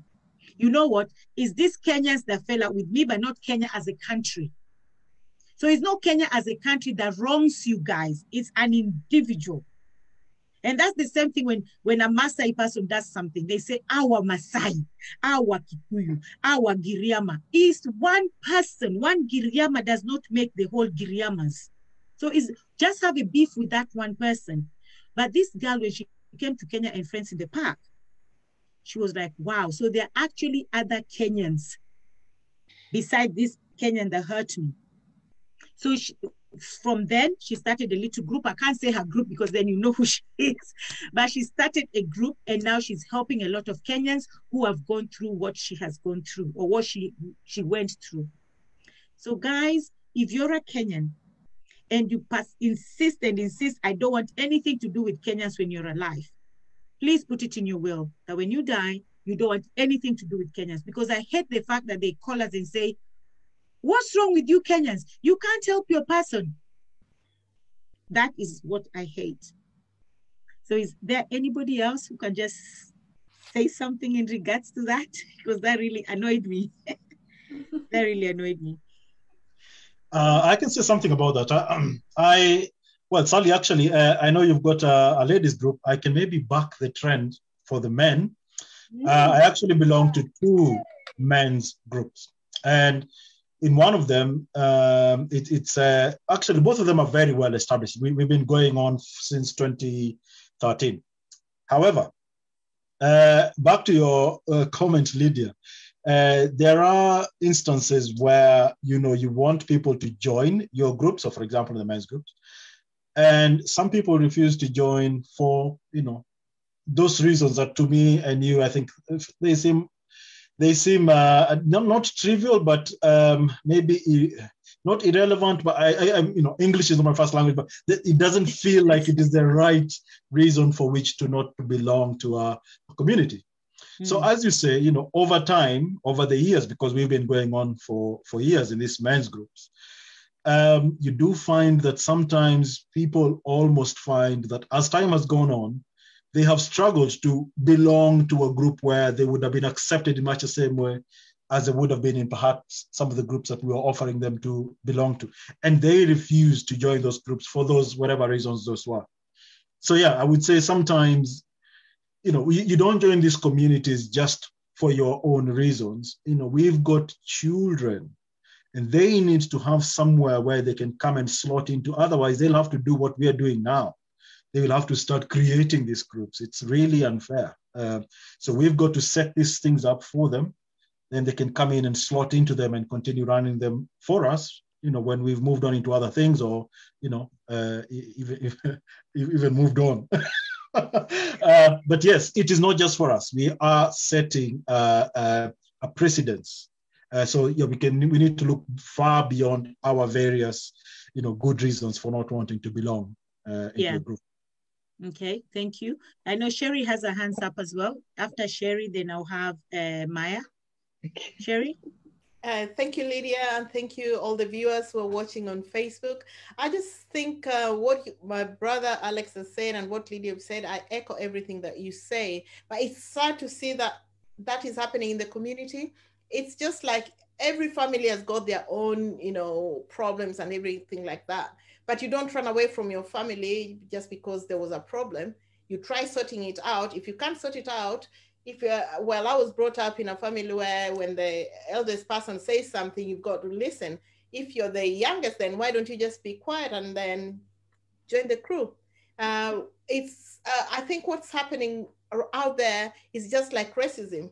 There are some people's head who just want to do certain things because they are dividers. They are there to divide. It could be, I've had cases of where somebody says, I'm not going to join that group because it's being led by a woman. Gender comes in and things like that. So it's not just a Kenyan thing. I would not just say it's a Kenyan thing. It's a society we live in why don't we just have that equality and just feel that you see the person and not their disability, not their gender, not their tribe or race and things like that. And that is what I'm fighting even here in Peterborough. As I told you, I'm the chair of Peterborough Racial Equality. There are people who can never fit. It doesn't matter what you do. They'll always want to try a fault. But as a leader, we are out there to kind of reach them, try and reach them. It wasn't easy, as I told you, being a leader of all these organizations. It's not a walk in the park, but what do? Try and follow them. Oh, how can I help you? How can I do this? Oh, I don't like because so-and-so. I don't want to hear what so-and-so said. I want to talk about Kenyan community. We are having an event tomorrow. Are you able to cook chapatis? Are you able to do this? Try and use their skills. And then they find, oh, so we belong here because other people have got their own issues. So unless we understand them as leaders, it's also going to be tough. If we leave them, the burden is ours anyway. If a Kenyan is here and leader the way you're called, they know leaders, friends in the park, we'll call her, we should know all the Kenyans. But that's not so. Yes, you might know the Kenyans, but you don't have the money to take them back to Africa. I mean, a body to Africa. So as leaders, we've got a job to do, guys. Don't give up. Let's continue doing it. And as I'm talking on that, when we talked about loneliness in Japan, it's not only in Japan. There are many people who have been shielding since last year, March, and until now. Those people are lonely. As leaders, let's try and just, try and help them. Some people end up having mental issues, and we just think, that one is always talking about so-and-so, always talking about Sherry. No, already because of what they're going through, they have their own issues. How are we going to support them? So we have to have different eyes and just pray that God will give us that eyesight to be able to reach these people. I think there's a problem, yes, but as leaders, we cannot give up. We still have to dig deep and see how we can help them. As we started in Kenyan community in Peterborough, the men were kind of lonely. Women were like cooking and everything else. We told them, go and do football. There was a refugee march that they wanted every community to go to. I booked them in. Half of our men came drunk because it was a Sunday, but at least 3 came. Kenyan community was, represented, and I had to look for other Ghanaians, Nigerians to make my team. It was a laugh, and that made them next time, everybody wanted to come for the football. And then after that, Nyamachoma, look for something that will kind of make them come. Thank you. Thank you very much. I have Maya wanted to say something. But Maya, before you say something, let me just say thank you very much to everybody watching on Facebook. And like I said, bring your comments, bring your questions. Well done. Thank you very much, everybody bringing their comments and questions. And also share to other groups, share to your friends, tag your friends. I've seen we have, we are almost getting to 100 shares. So keep on sharing, guys. Thank you very much for those people who have shared, but keep on sharing. And I'll just say, somebody said, of course, we are all tarnished with the same brush because of a few bad eggs, which is true. And somebody said, hello, Kenyans, Jambo, Wakenya, Wetu, Jambo Maria Mariamu, Jambo. And everybody in the panelists also say Jambo to you, okay? Jambo. And someone said, hey, I will be a bit controversial here. It also depends on how well you get on with people as well.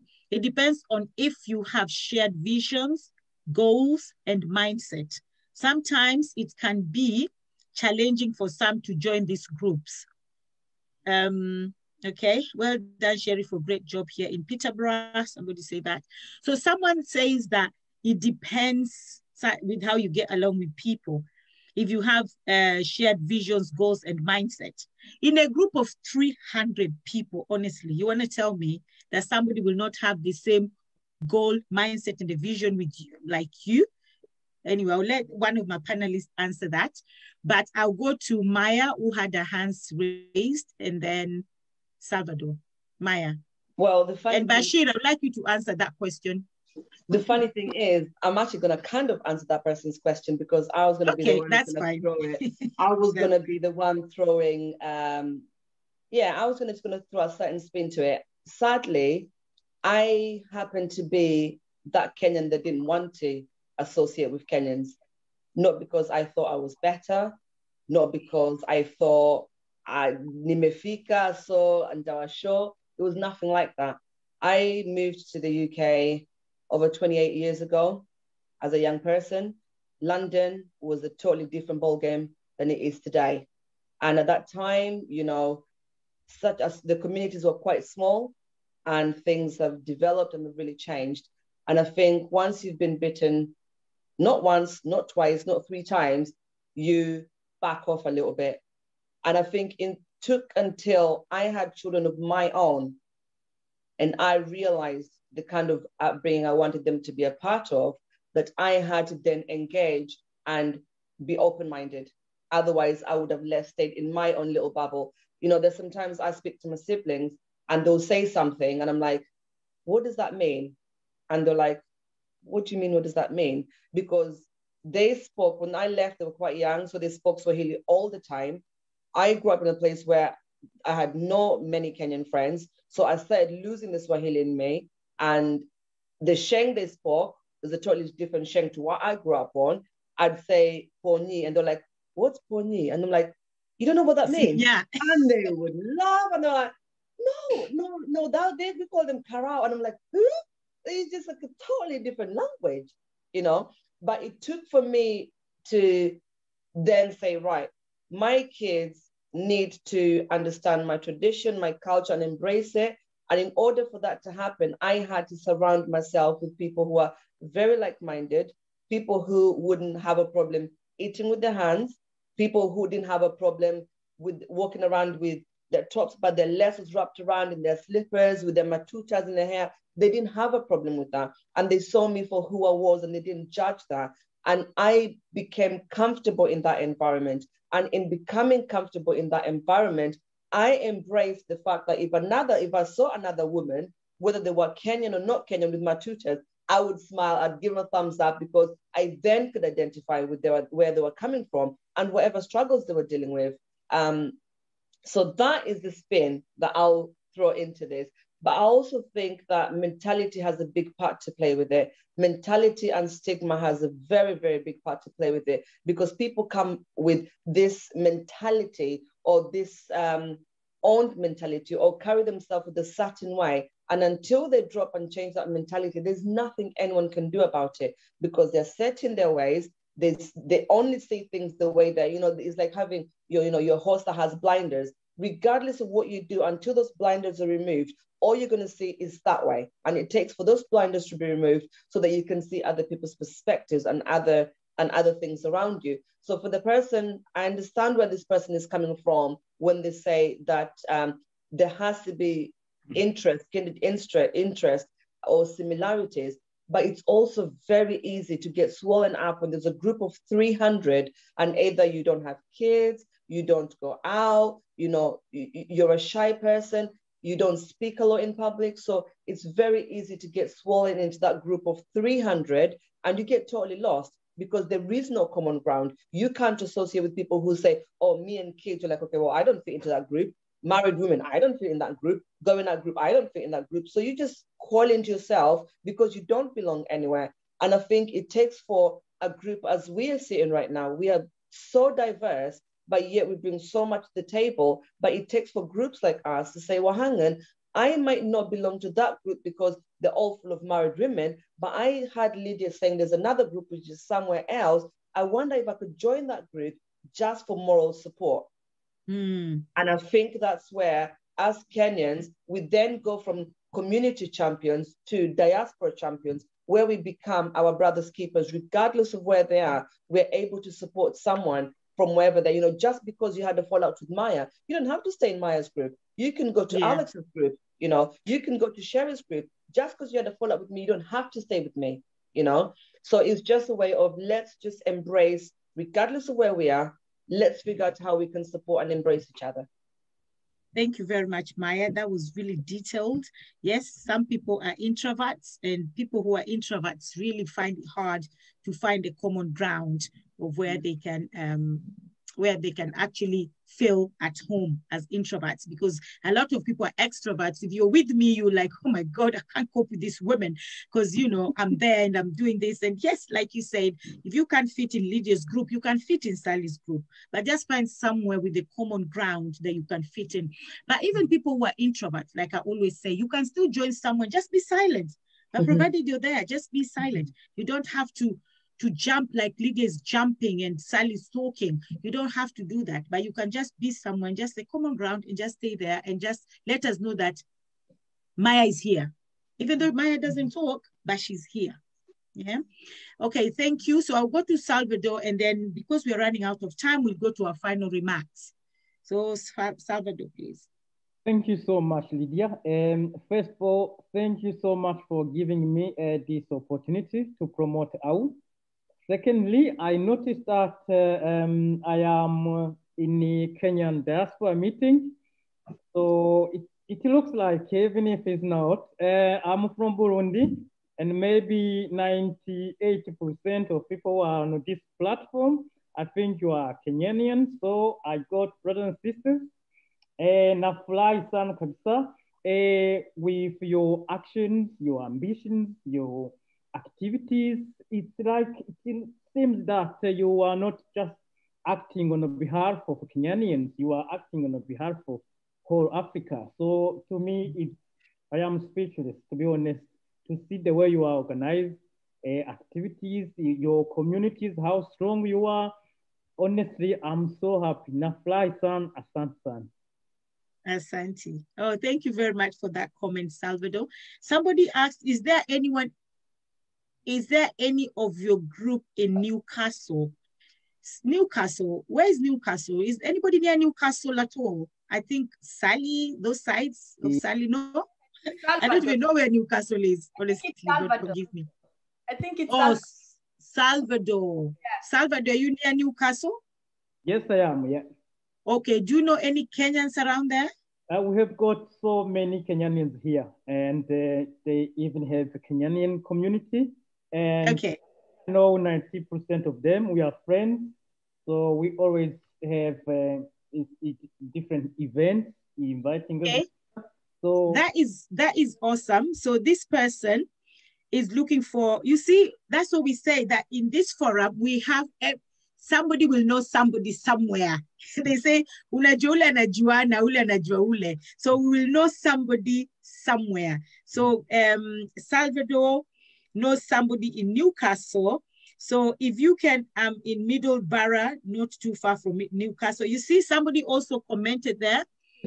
And someone also is asking, any Kenyan groups in Buckinghamshire? Yeah, it depends where they are in Buckinghamshire. So Milton Keynes, for example, is Buckinghamshire. And there is a big group here, yeah.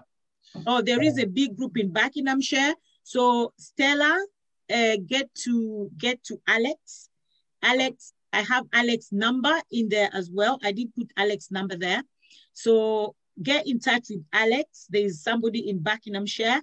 And thank you very much, Miss Sozi. Miss Sozi, thank you very much for answering Mariam about Newcastle. And Salvador also have a lot of people in Newcastle. So yes, keep on asking and we'll get you somebody, we'll get you a group. Please, we don't want you to be alone. We don't want you to be stressed. We don't want you to be depressed. We don't want you to be lonely. We Kenyans, we are everywhere. Every single corner you get Kenyans. A lot of us are in heaven. Some of us are in hell as well, but a lot of us are in heaven. So you'll find us everywhere. We are everywhere as Kenyans. Okay, so we're going to our last remarks. And thank you very much again, once again, people who are watching.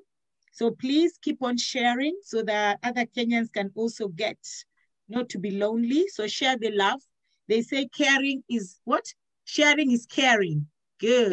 Caring. Mm-hmm. Sharing is caring. So keep on sharing, and keep on caring for others as well. And if you're listening and you need to be in any group, please contact us. You can contact Sherry anytime. She represents Peterborough and so many other cities around her. You can contact Sally. She represents Sheffield, and also, oh God, somebody says something so silly. And also places around, little cities around Sheffield. You can contact Maya. She's from Scotland and also represents little countries, some few countries, cities around, no countries, cities. You can also contact Alex, who is in, Alex, where are you actually based? Milton Keynes. Milton Keynes, yes. Yeah, but as Alex we said, is based in Milton Keynes, but Mawingu, the group that he's the chair, doesn't have any geographical. You can join regardless of where you are. And we also have Bashir, who is in Switzerland.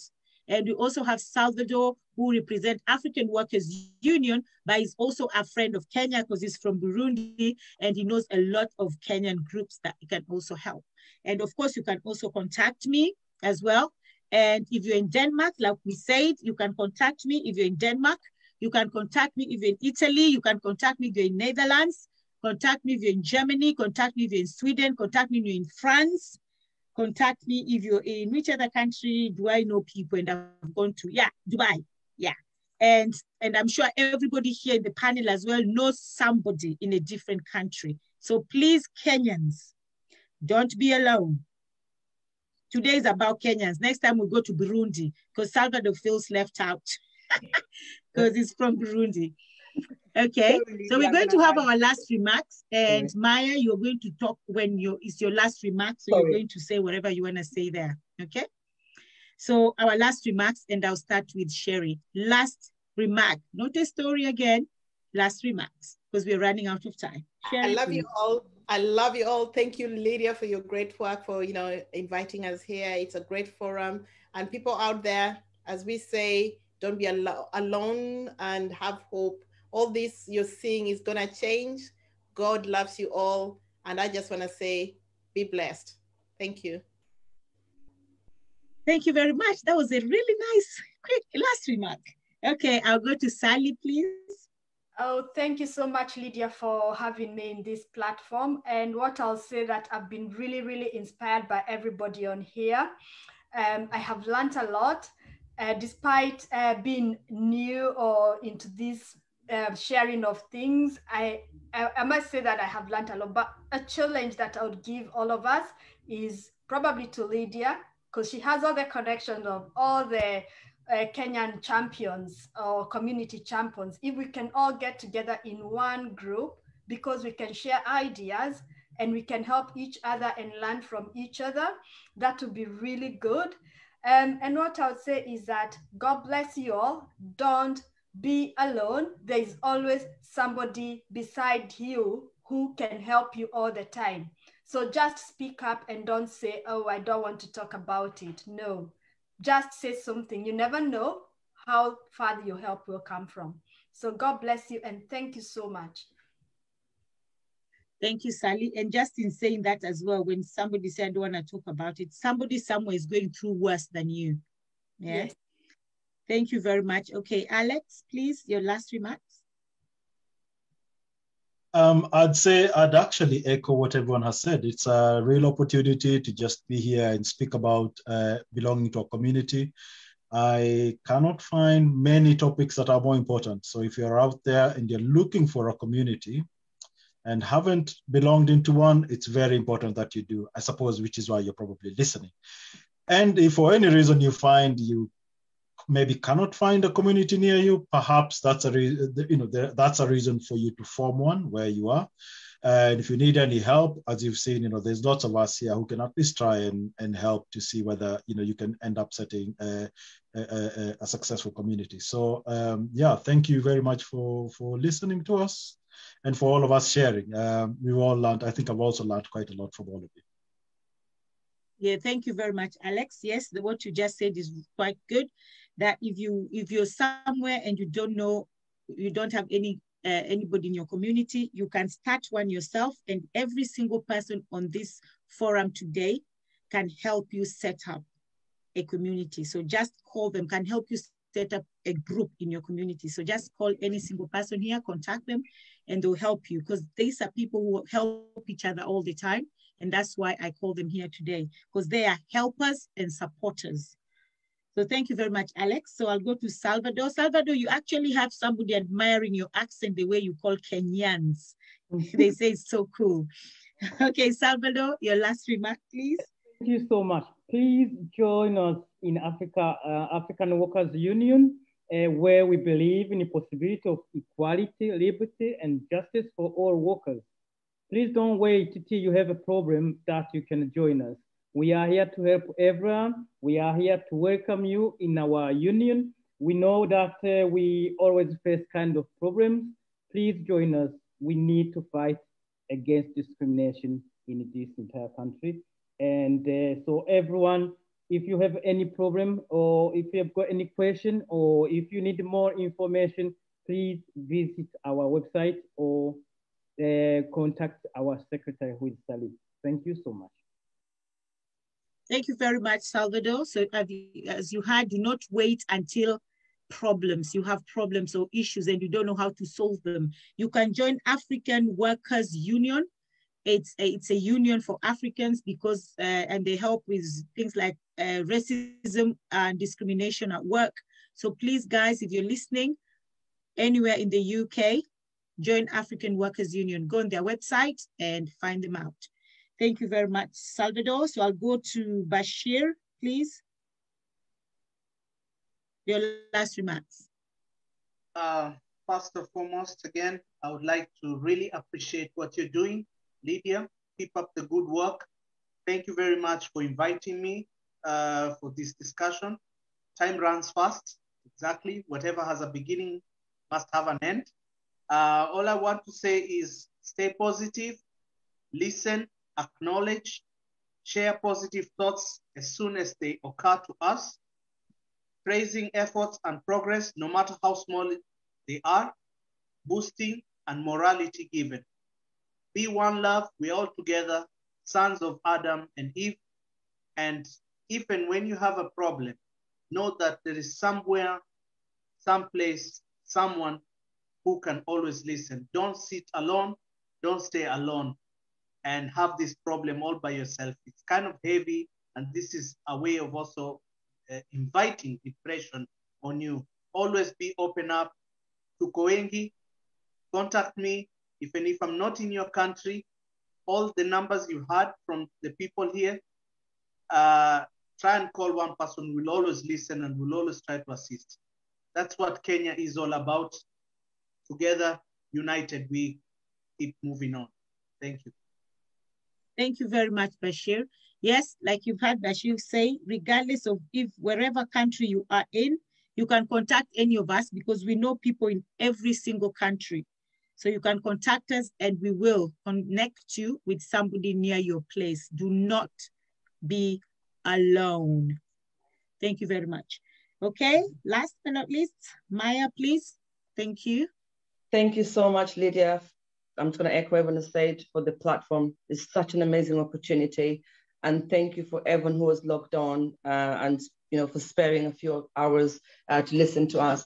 What I'm going to say for anyone who has was in a Kenyan group and left a Kenyan group for whatever reason or is considering joining a Kenyan group, I cannot emphasize that confidentiality and privacy is such a big deal. And that's why we're sitting here today as community champions, because we can keep confidentiality matters and privacy. So don't feel like your issues will be discussed anywhere. So if you feel like you're struggling with whatsoever reason, whatever it is, just contact someone.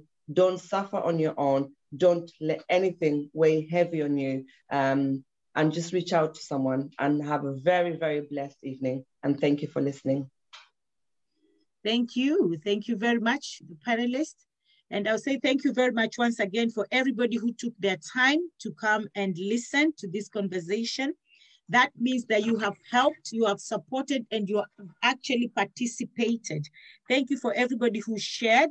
And please keep on sharing, even when we finish and you see this video, keep on sharing. Keep your comments coming. And I've seen somebody also asking about how to obtain the to renew Kenyan passport, because there's nobody in that office. A lot of people have complained about that office, really. And I don't even know how to, to answer that, because a lot of people have complained about our embassy, even Maya here. And that is even how I met her, because of the same issue about the embassy. And I would say write a letter to them, or because of COVID now, I don't know if you're even allowed to go there, because I've not tried to contact them. But like Maya said, people who get passports within 2-3 weeks, whatever, they need to tell us how you can renew your passport. There's somebody in the group who actually say they know how to. So if you're here, yeah, somebody actually say that. So Mariamu, if you can go back on the comments and just go back on the comments, you'll find somebody who say they can actually help with that. And I know there's Joyce Mbau here. If you have any community in your area, please just put it there. Put it on the comment if you can help somebody. I know you've put your BAME hub. Well done, that's good. Keep it up. Just keep on writing where people can get help, because we need to be helped. So my last comment as well, when I want to just talk about a toilet. Now, if your toilet is dirty, you have to clean it. You cannot wait for somebody to come and clean your toilet for you. So if you feel like, oh my, so toilet right now in this scenario is your country or your country people. So don't look at your toilet and say it's dirty, so I'll leave it. You cannot go to your neighbor and use their toilet while you have yours, just because yours is dirty. So you clean it and then you can use it. And every single country, every single house, every single person has a toilet in their house. So if your toilet is dirty, just clean your toilet and use your toilet. So if you feel like, oh, my country, Kenya, is a dirty toilet, my Kenyans people are dirty toilets, clean them and use the toilet. So please, let's stick together. Today, I wasn't even meant to talk about this, but when I spoke to Sally, and I was like, I am doing this because it's too much negativity going around in the Kenyan community. And that's because they do not know that these groups exist. So now you know. Next time, there's no excuse. So please call Sherry from Peterborough, call Alex from Mawingu, call Bashir in Switzerland, call Sally from Sheffield, call Maya in Scotland, call Salvador that represents African Workers Union. And you can call me as well if you need any other contacts, because I can now get in touch with people that I know and somebody who knows somebody somewhere. And also remember, there's COVID. In the UK, actually, we're on lockdown. Yay, next week is finished. Oh, Jesus, thank you. So we are finishing our lockdown. We're so excited. But also, when lockdown finished, guys, still be careful out there. Don't just run, because we might be taken back indoors. We don't want that. So be careful. Wash your hands, like the advice, wash your hands with soap. Use your sanitizer when you're outside. Wear your mask and social distancing as well. Thank you very much, everybody. And I'll see you guys next week again on Saturday and Sunday. We are back here. But good news, we have an event, Kenya and Friends in the Park. I was told by one of the organizers that Kenya and Friends in the Park is coming, and it's on the 24th and the 25th of July. Entrance is £10 for the adults, £5 for under 16, free for under 5, and £5 for parking, because they are going to get a venue and we are allowed to meet. But don't forget to bring your masks. Don't forget to bring your sanitizer, even though we'll be allowed to meet and mingle, like Benjamin does is meet and mingle. So make sure as we come to meet and mingle, we still have to be safe. But 24th and 25th of July is Kenya and Friends in the Park. The organizer just told me that. Thank you very much. Love you all, guys. My panelists, please stay behind. Don't go. But everybody else on Facebook, thank you very much for watching. And until then, take care of yourself, stay safe, and God bless you.